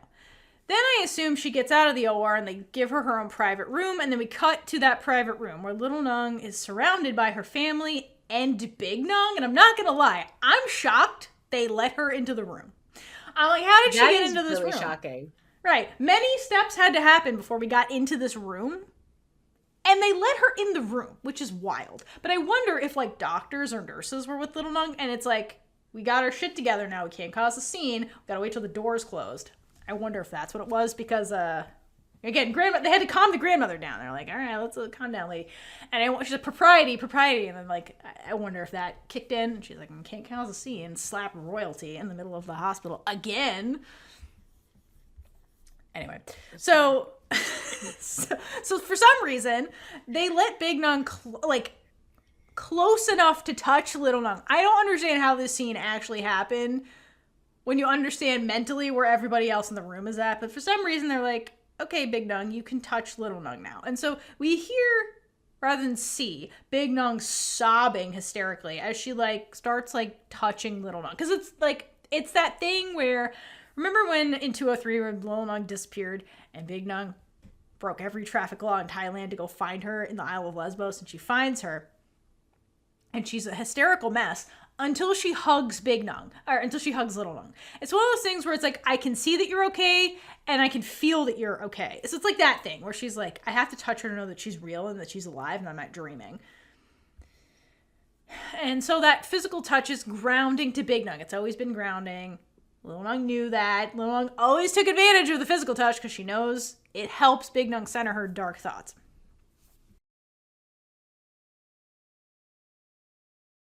Interestingly, the women are all around Little Nueng. Okay, you got Pigfa and the mom are on one side of the bed. They're united front in this scene, looking over Little Nueng. Big Nueng's on the other side of the bed, touching her hand, touching her face, doing all those things.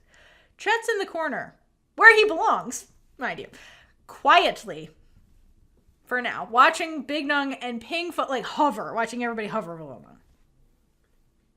He doesn't know what to do. And, like, even if Little Nueng was awake, he still wouldn't know what to do. Again, he's not a father. No. He's been cosplaying a father. That's a great way to... Yeah, he's cosplaying. He does what he's good at. Be close to the situation in order to have the attention be on him, but don't actually act on anything. That's basically his parenting philosophy. Yeah. He's the worst. Yeah, so cue what happens next, because of course we can't just have nice moments. Chet has to get up and ruin it. And so he demands now that Big Nueng leave. He's like, she's safe. You can see that. There's no reason for you to be here anymore. But he doesn't say anything until he sees that Big Nueng caresses Little Nueng's cheek. Because, like, that's when it gets too intimate and too gay for his demon eyes. Yes. And ever the good teammate to Chet, the grandmother chimes in. And she's like, I won't let you ever step foot in this room again. And Big Nueng stares at this woman. And, like, the read I have on her face is, like, it's not that she's like, this is unbelievable, I can't believe this. It's more like disappointment, I think. Because she's like, I can empathize with you. Why can't you empathize with me? Kind of thing. And I think, like, on some level, from her own experience, Big Nueng knew that the grandmother was going to be the hardest person to convince of her love for Little Nueng. Because think about her experience with the Grandman. Like, the Grandman never wanted to talk about anything that didn't fit her narrative. And so she denied Big Nueng those heart-to-heart conversations she needed. And she, like, took that shit to the grave. So Big Nueng at this stage doesn't even, like, bother trying to plead her case or trying to, like, empathize with this woman or get this woman to empathize with her because, like, it's not going to work. But her empathy does, like, connect with one person in the room, and that's Pigfa. So when everybody else is like, get out, Nueng, you're forbidden from coming in here, Pigfa says, please go. Because, like, everyone's getting emotional again. And, like, it's like World War III is about to break out. Pigfa's like, please go. I'll call you when she wakes up. So, like, Pigfa is saying, like, I'll keep you updated. Because she can see Big Nueng is worried, right? And she's like, I'll do you this kindness of, like, keeping you updated, which is more than the rest of them were going to do, right? Now, when we were if you watched our reaction video, I was firm under the belief that there's no way in hell Big Nueng was ever going to leave the hospital unless Little Nueng woke up. And I still believe that. Because under normal circumstances, if Little Nueng was out cold, there's no way Big Nueng leaves her side for more than 3 seconds. Like, there's no way she would ever voluntarily leave Little Nueng. But these are not normal circumstances, and she doesn't exactly have a choice right now. So she talks to Little Nueng and promises her, I'll come see you again. At this point, Pigfa is really the only one who could convince her to leave, though. Because... yeah, that's true. I know she wouldn't really have a choice if Chet or the grandmother said it, but it would take a lot more. With Pigfa, she has proved that she does care about Little Nueng. The only one who really... I mean, the grandmother, yes, but she does prioritize other things over Little Nueng. And Pigfa is the most likely to let her see Little Nueng again. Yeah, that's the bottom line part. Yeah, because you're right. Because if she just had to deal with Chet and the grandmother, like, a brawl would break out, basically. Yeah. Okay, so then Big Nueng kind of accepts defeat here, and then as she exits, makes lingering eye contact with Chet, And, like, I couldn't fully understand her expression here, if it's, like, she's challenging him, like being like, I am going to come back and see her again. Like, I don't really know what this disappointment in Chet. Like, I don't know what this look really was, to be honest with you. I paused it on her face, and, like, again, she's still sad. Well, yes. But her face, to me, looks like she's saying, you are an asshole and a terrible father. I wish you weren't in any of our lives. Is that what her face said, or is that what our brains are saying? Because, like... Both? Yeah. Okay. Here's where you're probably right. So what happens? What I think is kind of telling. Okay, so then Big Nueng leaves, right? So now there's an empty spot by the bed where she was standing. So what does Chet do? He comes right in and takes that spot. As if, again, to my point earlier, he has been trying to get rid of Big Nueng so that he can step in and get all of the... This is what him and Pigfo were trying to do. Get rid of Big Nueng, the person that Little Nueng clearly is affectionate towards, so we can scoop up all the affection. So what does he do? As if, in his mind, Little Nueng didn't love him because Big Nueng was there taking up all that space. And now that Big Nueng's gone... There's all that empty space. So he can swoop in and claim all of her love. So he's physically doing that now that Big Nueng's gone. Meanwhile, what were the women in the room doing? Like, they never left her side. Like, mom and grandmother never left Little Nueng's side. Chet waited until Big Nueng was out of the picture for him to then... I hate him so much. I don't As think if you didn't know about that, Theora. Yeah. What an opportunist piece of shit that he is constantly. And it's just, this scene just, was why I hate him. So broken-hearted Big Nueng returns to the Bua Palace. And she's just in, like, zombie mode. She's just walking into the palace. There's no emotions. She's just holding it together enough to get into her room. And she walks right past Auntie Nim. Like, she doesn't even see her. Okay, and just keeps going until she goes up the stairs, basically. And Auntie Nim looks worried. Like, what the fuck is this? Like, Big Nueng looks so lifeless and just, like, void of, like, any emotion, which is not something she's seen from Big Nueng probably since she moved back into the palace. Because remember, when Big Nueng moved back into the palace, it was on the cusp of the Grandmam dying. And so Big Nueng was upset when the Grandmam died. And also, like, upset about the relationship with Little Nueng ending because of her despicableness at the end of 106.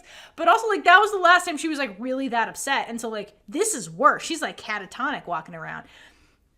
And so Auntie Nim's like, what on earth happened? You're a completely different person today. And also, like, what time it is that you're just getting home now. Like, Nueng stay out late? She's 30. Never.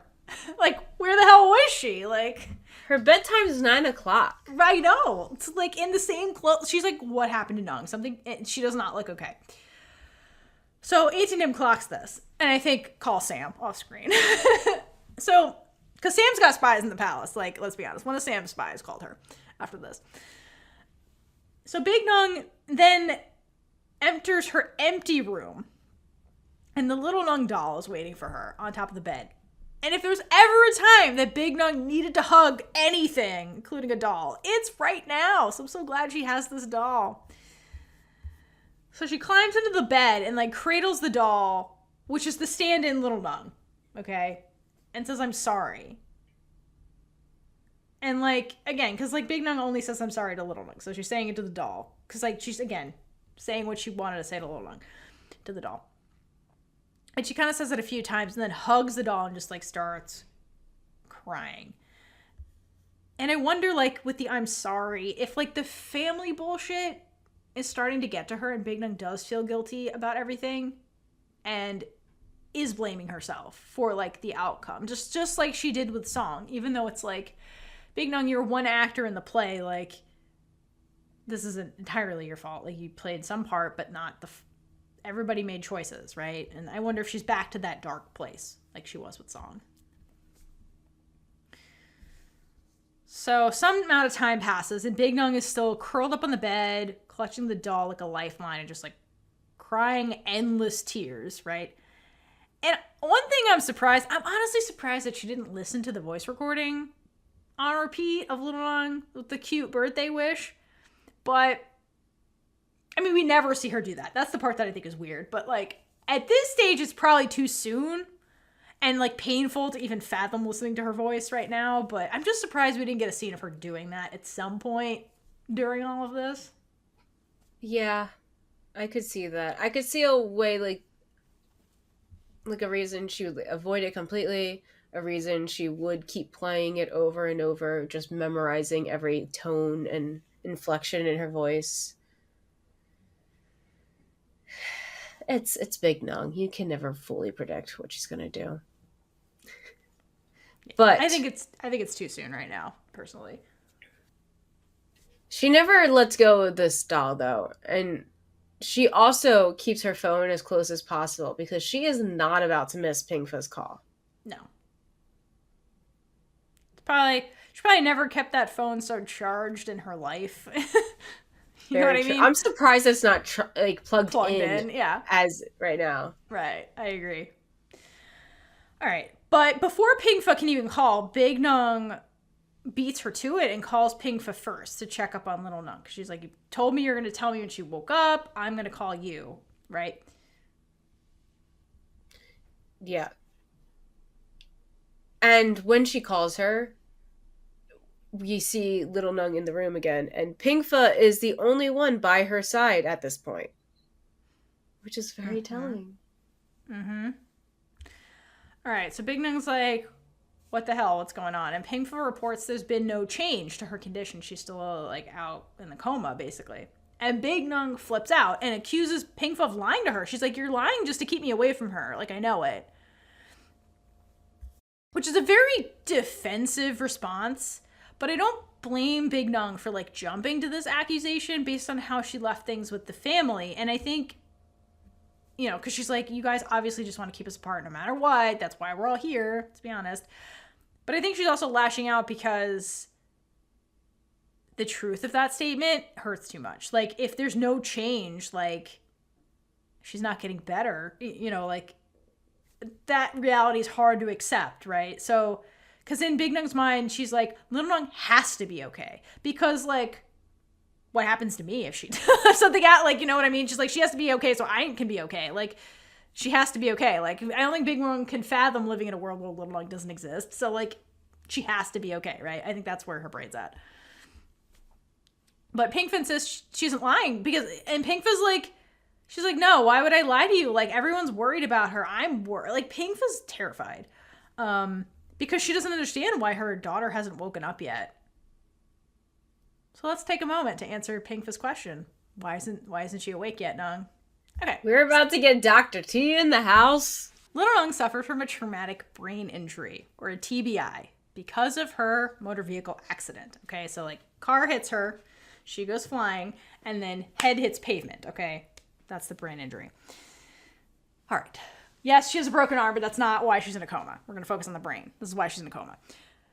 Okay, because when the car hit her, okay, we call that a blunt force trauma. So if something hard hits her, she topples over. Versus like penetrating trauma, which is something like then stabs into the body kind of deal. She didn't have that. Blunt force. And then her head hit the pavement, which is really, really hard. Okay, so because this happened to her brain is unable to function normally until it heals. If it even can. That's kind of like unclear also in this situation because like there'd be a lot of swelling and it's like kind of hard to tell what's going to happen now, but like she's not on any machines that are keeping her alive. So no breathing apparatus, nothing like that. So like her organs are functioning, which is a good sign because like that's all kind of connected to your central nervous system, which starts at the brain, goes down your spine, and that keeps you functioning on like a organ level. Okay, so like that's a good sign. But her brain sustained a lot of trauma, so like it has to heal, okay? Our brains are super fragile organs, which is why we have skulls, which are very hard bone that protects them at all time. So while her brain recovers from this trauma that happened to it, she's gonna like be unconscious. Like the brain kind of shuts down while it heals, okay? So like what does that actually mean when they say she's gonna be unconscious? So there's psychological unconsciousness, so meaning she's not aware of what's going on, like mentally, because like her eyes are going to be closed, she can't perceive things, and a lot of that perception comes from nerves, which comes from the brain and the spinal cord and that kind of stuff. It's also like this would mess with your spinal cord too, depending on how she fell. But anyway, that's not important. So there's that. Her ability to be aware of her surroundings is going to be impaired while she's in the coma. But then there's also neurological unconsciousness, which is when parts of the executive function of the brain is going to shut down. Sorry, I have a dog that's barking. While the brain slows down and recuperates, basically. And that manifests as the paralytic coma, which is why she's not moving at all. Okay? Because you can be unaware of shit and still, like, retain kind of a function of, like, your limbs and things like that. But, like, she's paralytic coma. Okay. So, when a TBI happens, there are multiple phases of recovery that are going to happen. First is the coma stage, okay, which is where she's at right now. So that's that neurological and psychological unconsciousness that she's experiencing. Then you'll transition into something called a vegetative state, where the brain is starting to, like, recuperate its functions again. Okay, so, like, she might get to the stage where she can, like, open her eyes, or she'll be able to, like, sleep and wake up on her own. She may not be able to, like, be super aware. Like, she might not be able to track things with her eyes. She might not be able to, like, speak or, like, command parts of her body. But, like, there's more evidence that, like, she can function, right? Okay. But she still can't function independently, neurologically or psychologically at that point. And then as she kind of keeps progressing, she'll end up in like a minimally conscious kind of state where she has more function, where, like, maybe she can kind of track things with her eyes. Maybe she is able to speak sometimes, and maybe she can recognize things. Maybe she can kind of move her arms sometimes, things like that. Like, you'll start seeing, like, more as she progresses all the way to, like, full recovery, if that's even possible, depending on the TBI. Like, you'll see her be able to do more things that the brain controls, basically. So from vegetative state, and that will be in her, like, she'll be conscious, but, like, she'll have degrees of impairment, depending, and, like, as she kind of recovers, until she can, like, fully function again, both psychologically and neurologically. Okay, so there's multiple phases to this recovery that she's going to be through, or go through. Okay, make sense so far? Yeah. Okay, so at this stage, Little Nueng is directly out of the trauma bay. We don't know what time it is because we don't know how long Nueng's been sleeping with the doll. We don't know what the hell's been. We never know what time it is. But, like, Nueng's been sleeping with it. Right. It's like we know that from the next scene, it's been less than 2 days since the accident. That's all we know. So she's basically just came out of the accident, essentially. And so she's in the coma stage, okay, which is the most severe in terms of lack of consciousness on every level. So that means that she's not able to, like, open her eyes. She can't regulate sleep. She can't function at all, basically, aside from, like, her organs are functioning on their own. That's basically it. So the question is, like, the doctor couldn't answer, like, when she's going to be conscious again. And, like, being a doctor, okay, those words mean stuff. Okay, so when you say conscious, that means something different to a doctor than it does to a layman's terms. Because, like, conscious is, like, you're awake and moving around and stuff.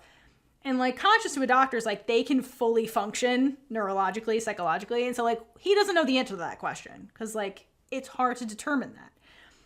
But what we want to know is, like, when is she going to come out of this coma stage? Because that's the most critical and severe of all the stages, okay? And if she can get out of that, then it looks good for her. So the exact duration of a coma after a TBI it's often you don't know, okay? But rarely does it last more than 4 weeks. Now, before you get mad at Chow, because we know how long Little Nueng's going to be out for, the coma stage is the first stage in the road to recovery after a TBI. Okay, so if we take the maximum time, 4 weeks, okay? So at most, Little Nueng's going to be in the coma stage for 4 weeks. But what happens after that? How will she progress into the other stages until she's fully conscious and, like, able to function again? Okay, so I will put a chart on screen for those who can see through the video that, like, it really depends. Like, she can progress pretty rapidly, and it's a matter of weeks before she comes out of all of these stages. It can be months. It kind of just depends. And there's a lot of factors that can play a role in this, including, like, the extent of the injury itself, which we don't really know, and her health at baseline. Okay, so bottom line is the more severe the TBI, the longer the duration of consciousness, because the brain needs more time to recover, right? Which makes sense. The greater the injury, the longer the recovery. Makes sense. The one factor that she has working for her is the baseline health thing, meaning before the accident, how healthy was she? She's a very young woman, like medically speaking, without comorbidities. So there's not really nothing wrong with her at baseline that would be expected to impair healing on any level. So like you would expect her, just based on that, to like recover very quickly. But I wonder if this is where Little Nueng's, quote, childhood ailments kind of come into play. Because if those were real things that she was dealing with, that's an underlying medical condition. Perhaps that impairs her ability to heal when a trauma happens to her body like this. So like maybe that slows it down. But like, because we never got clarity on what the hell was wrong with her. So like maybe. Okay. But let's say the coma stage lasts 4 weeks. After the coma stage, she's going to go to that vegetative state where she's still kind of out of it, but like there's more neurological movement happening with her, indicating her brain functions recovering, like eyelid twitching, body twitching, things like that. Okay, so if she can reach the vegetative state, come out of the coma, 4 weeks after the TBI, which is like the maximum that usually happens, of the patients that can achieve that, about 60 to 90% of them will recover their consciousness, and that can take up to a year after the accident. So it's not like Grey's Anatomy where someone moves a finger and then they all of a sudden are awake and can speak. No, not at all. This was more realistic, actually, the way they play this out. No, that's not how that happens at all. Okay. Grey's Anatomy is not super accurate. It's Grey's Anatomy. It's I know that. But like a lot of shows do that. Because like they don't have a year to linger on this patient. You have to wrap this shit up in 60 minutes. All right. So like this is actually the reality of what Little Nueng's loved ones are dealing with. Like her actual full recovery can take up to a year. Okay. And the longer she's unconscious, the longer she's in the coma stage and even the vegetative stage, the more advanced her medical care needs are going to become. And this is where I get taken out of the show because I have no evidence on screen that she has any of these advanced medical care interventions happening. There's a couple that happen, like realistic things that I'm appreciative of, but like she would need feeding tubes to feed her because nothing happened to her abdomen. There's no evidence that like any of that happened. Her ribs aren't broken, nothing like that. So she can still eat, but like she'd need a feeding tube to feed her.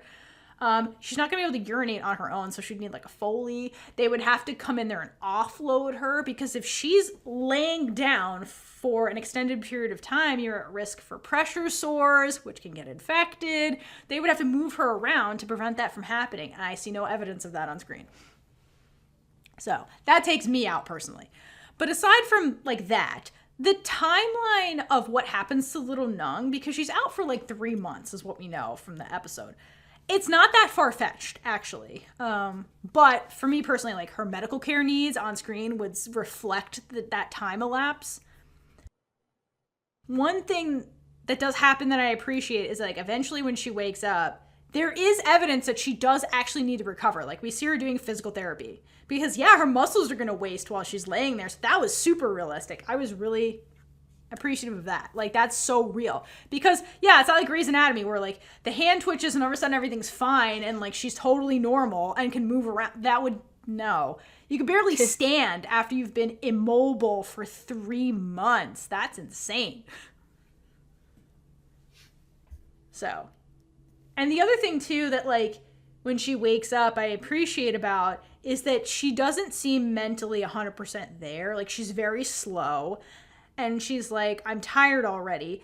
That's realistic because when she transitions, like even to the wakefulness stage, her cognition's not going to be there 100% after as bad of a brain injury as she has. Like it's like she's going to have like brain fog and she's going to be slow mentally because her brain it's still recovering actively.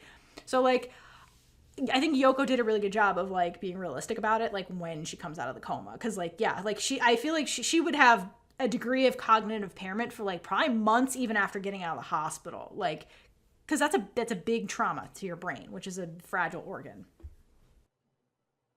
So.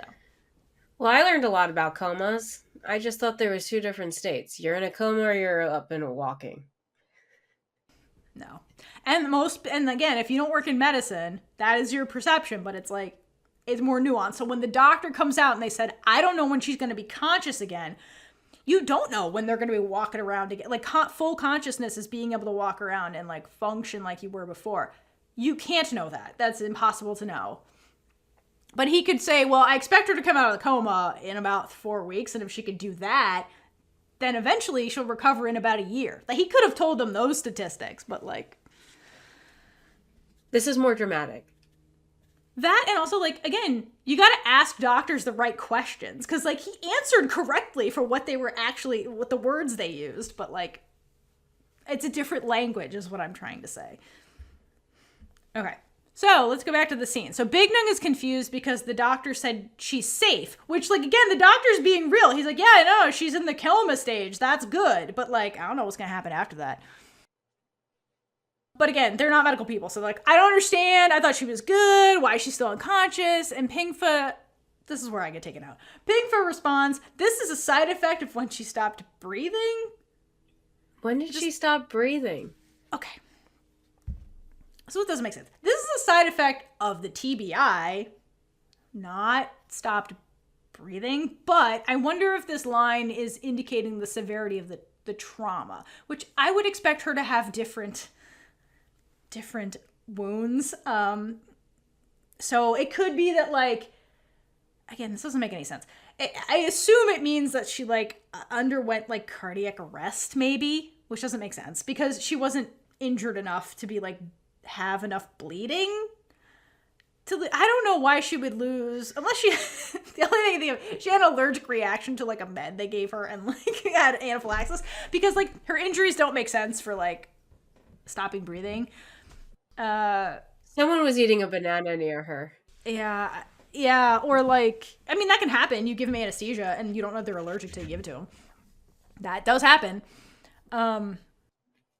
Yeah, I guess it's just indicating that her trauma was so severe that like there was a degree of organ damage, but then that doesn't make sense to me because if she stopped breathing, she'd be intubated right now and on a ventilator to help her breathe. So like, there's no evidence that that actually happened here, so.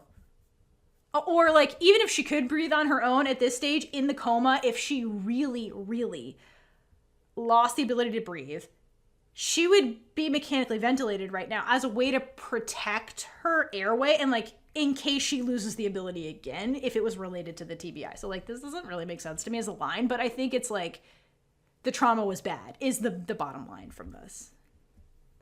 So, my medical pet peeves aside, bottom line is that these two women are super worried about Little Nueng, and they don't understand what's going on, which is totally reasonable, because they're not doctors, and I get it. And Pingfa even voices aloud the worst case scenario is like, if Little Nueng doesn't wake up, what do I do? Like, what if she dies, basically? In this moment, this is Pingfa asking her best friend for advice. Yeah. Like, the history is there. All current situations gone. She needs her best friend. Yeah. Because she needs someone there for her. Because no one else is there. They're, like, again, Chet and the grandmother. Grandmother's kind of there for Little Nueng, but they're both there for themselves. Yes. Yeah, they don't, and they also do not care how Pingfa's feeling. No, nobody cares about how Pingfa's feeling. No, not at all.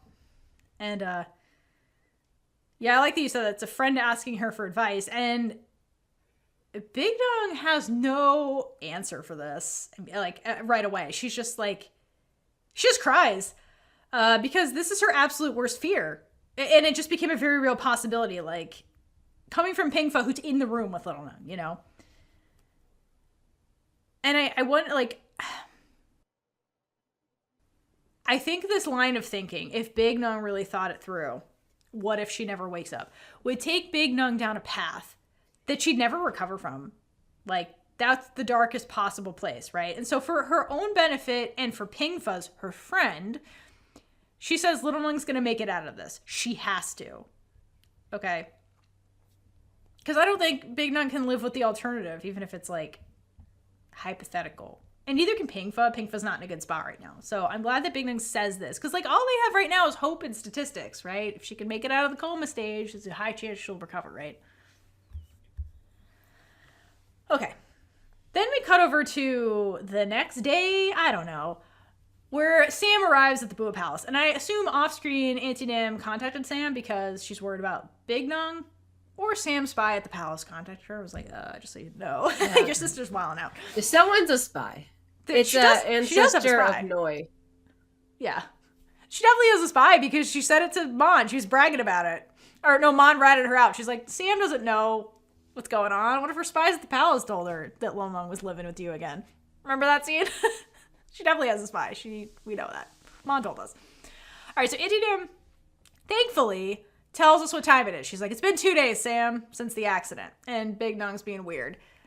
So I assume Big Nueng never left the room and was just like crying her eyes out, clutching that doll for 2 days straight. And Auntie Nim's biggest alarm is that Big Nueng is refusing to eat. So that's the biggest red flag ever if you know Big Nueng. Seriously. And Sam sorry, go ahead. I just said seriously, that's a huge she's not eating. Huge. Biggest red flag. And Sam, ever the devoted sister, reassures Auntie Nim, I'll take care of it. She's like, heat up the congee, basically. I'm going upstairs. And I assume with Sam, her experience taking care of the grandmam was helpful to this scene because Big Nueng and the grandmam are very similar. So I think Sam has been training for this moment, whether she realized it or not, by being the caretaker of like Nueng Sr., basically, who is the grandmam. So Sam enters the room, and it's pitch black. It's just like death in this room. Like, it's just ominous as fuck. And she comes in, and the light from outside kind of hits Nueng, who is asleep. And, like, Big Nueng, like, wakes up because of the light. And we can see that she's wearing different clothes. So, like, Big Nueng had the energy, at least enough to, like, change clothing. So that's something, all right? And Sam gets on the bed and starts talking to Nueng in a very soft voice and, like, is brushing her hair and, like, doing whatever she can to just be supportive in this scene. And, like, Nueng, the minute she wakes up, starts crying. Immediately starts crying. And she just is like, Sam, you're here? And, like, I don't think Nueng knows what the fuck's going on. She's just like, Sam's here. And just, like, it's so evident to Sam that, like, Nueng is not okay. And Sam's like, come on, Nueng, like, if you keep staying in here and, like, not eating and moving, like, you're gonna get sick, like, and waste away, and, like, you know, Sam's like, I'm worried about you, that's why I'm here. And then Sam just, like, doesn't push Nueng, she doesn't do anything else, she just pulls her into a hug, and then just, like, lets Nueng, like, hold onto her in, like, a death grip, and just, like, cry. And that's really how the scene ends. It's just Nueng crying her eyes out, holding Sam. Imagine this was the opposite way when, like, their parents died. Yeah. And, like, this is the first time that Sam has to, like, comfort Big Nueng this way. That's probably true. Nueng was probably the one that had to comfort her sisters when they were sad over that. It had to be the strong one. You're right. So then Sam gets to, like, repay the favor. Damn. Way to make that even sadder. I'm good at making things sadder. I told you that. Kaitlynn is very good at making things sadder. Should we just end the episode here? I think we should. Oh, yeah. This is the end of the episode. All right. So, that was sad as fuck. Sorry, guys. But at least it ends with Big Nueng. So, there's that. It's Big Nueng. All right. So, Big Gay Energy Award. Personally, Big Nueng telling off the parents is probably the best thing, especially when she's like, Chet, stop pretending like you're a father who loves her daughter. Like, can we stop? Take off the cosplay outfit. Like, shut the fuck up, Chet. I love that scene. I'm pretty sure that was the only Big Gay Energy Award. I mean, Sam coming to the rescue at the end. Auntie Nim also, like, looking out for Nueng. Like, okay, so, like, I bring up the song, like, Dark Blue, like, because I think that's how Big Nueng feels sometimes, but, like, here's the evidence that, like, she does have people who love her, who see her, who support her behind the scenes. Like, you know, like, Auntie Nim knew her well enough to be like, she's not okay. It's been 2 days. Let me call Sam. And Sam, I assume, was like, fuck work. I don't need to do work, because she never works. And just, like, immediately went to Nueng's side and, like... She doesn't remember she has work. She doesn't remember. Also, like, I do like that Sam came alone and didn't bring Mon. I love Mon. I'm not saying anything against Mon, but, like, this is Sam didn't know what she was going to walk into. And, like, came by herself to, like, because, like, Nueng, I think, like, just needed Sam. And so, like, I like that Sam came by herself to, like, come take care of Nueng and didn't, like, bring Mon. So I like that she did that. Yeah. And Faye, I hope your cheek's okay from that slap. Girl, you didn't need to do that. I hope your eyes are okay, your cheek, your brain. I hope you're all okay. Yeah, this was a lot of being sad as an actor. Like, this must have been exhausting to film all of this. Like, I'm sure the sleeping on the bed was just her being fucking tired from all the crying. She's like, what? I said action. Like, damn it. This show is exhausting for her. The show is exhausting. All right, do you have any Taylor Swift songs for this? I think Exile is my song. When We Were Happy, because she was thinking back to, like, when they were happy. What's When We Were Happy? I don't remember that song. It's just more likely. Well, no, the song is When It Was Good, Baby. It was good, baby. All of. And, like, it's not necessarily that they broke up, but it's the fact that everyone else is getting in the way of them. Oh, yeah. 100,000,000,000%. Yeah. I think Exile, because, like, again, it's a conversation between one person who's like, this is your fault, and the other one's like, no, it's your fault. You couldn't see the signs of all this, and you still refuse to take responsibility for the role you played in this falling apart. Like, it's Nueng is Taylor Swift in the song, and then, like, the dude is, like, the family who's like, you never gave a warning sign, you did all this, and she's like, I gave a ton of signs, you're just refusing to take responsibility. Now we're in exile, we're not talking, and Nueng's the one unfortunately being exiled from the situation. Oh yeah, Exile is definitely very good. The person who also agreed with me, I'm sorry, my dog is a pain in the ass. The person who agreed with me on ours, like, commented before I even brought it up. It was Pooja. Yeah, Pooja. Also brought up My Boy Only Breaks His Favorite Toys. And I started actually singing that, and I had to keep singing it because I was like, what song is this? And I was like, I have to get to the chorus. So it's like, starts with, here we are again, voices in his head. I don't actually know the actual words, but it just, the little bit I know matches the, like, we're back here again. It's always broken. Yeah. Just want to be happy, man. I mean, we'll get there. It's just, you know, this is the traumatic injuries episode. No, that's what Big Nueng's thinking. Yeah, definitely what Big Nueng's thinking. I mean, poor Big Nueng. I don't even think she's capable of thinking at the end of the stage. She's just, like, dead inside. No thoughts. Because, like, she's literally, like, being kept in the dark. Like, which is the saddest part. Imagine being her. Like, your respective partner, you're being torn apart from by her family, is now, like, she's in critical condition in the hospital, and you're forbidden from, like, seeing her. Like, that must drive her insane. You know what I mean? Like, that part. Again, the control freak. Like, she can't control any of this, and she doesn't know what's going on. She's literally in the dark about what's happening. That must drive her crazy. So, anyway, what did you guys think of this episode? This was long as fuck because, hello, you're new here? Of course it is. Of course it is. So we'll be back to discuss the rest of episode 2. Who knows how many, 206. Who knows how many parts this will be? We'll see. Because it's blank. We want to send blank off the best possible way that we can because the show deserves it. So that's what we got. Let us know what you think. And until next time, hydrate for lesbian Jesus. And gay it up all over the place. Bye. And with that, we've been Big Gay Energy. If you like this episode, check out all our other episodes right here on YouTube. Please like, leave a comment below, and subscribe for more amazing super gay content.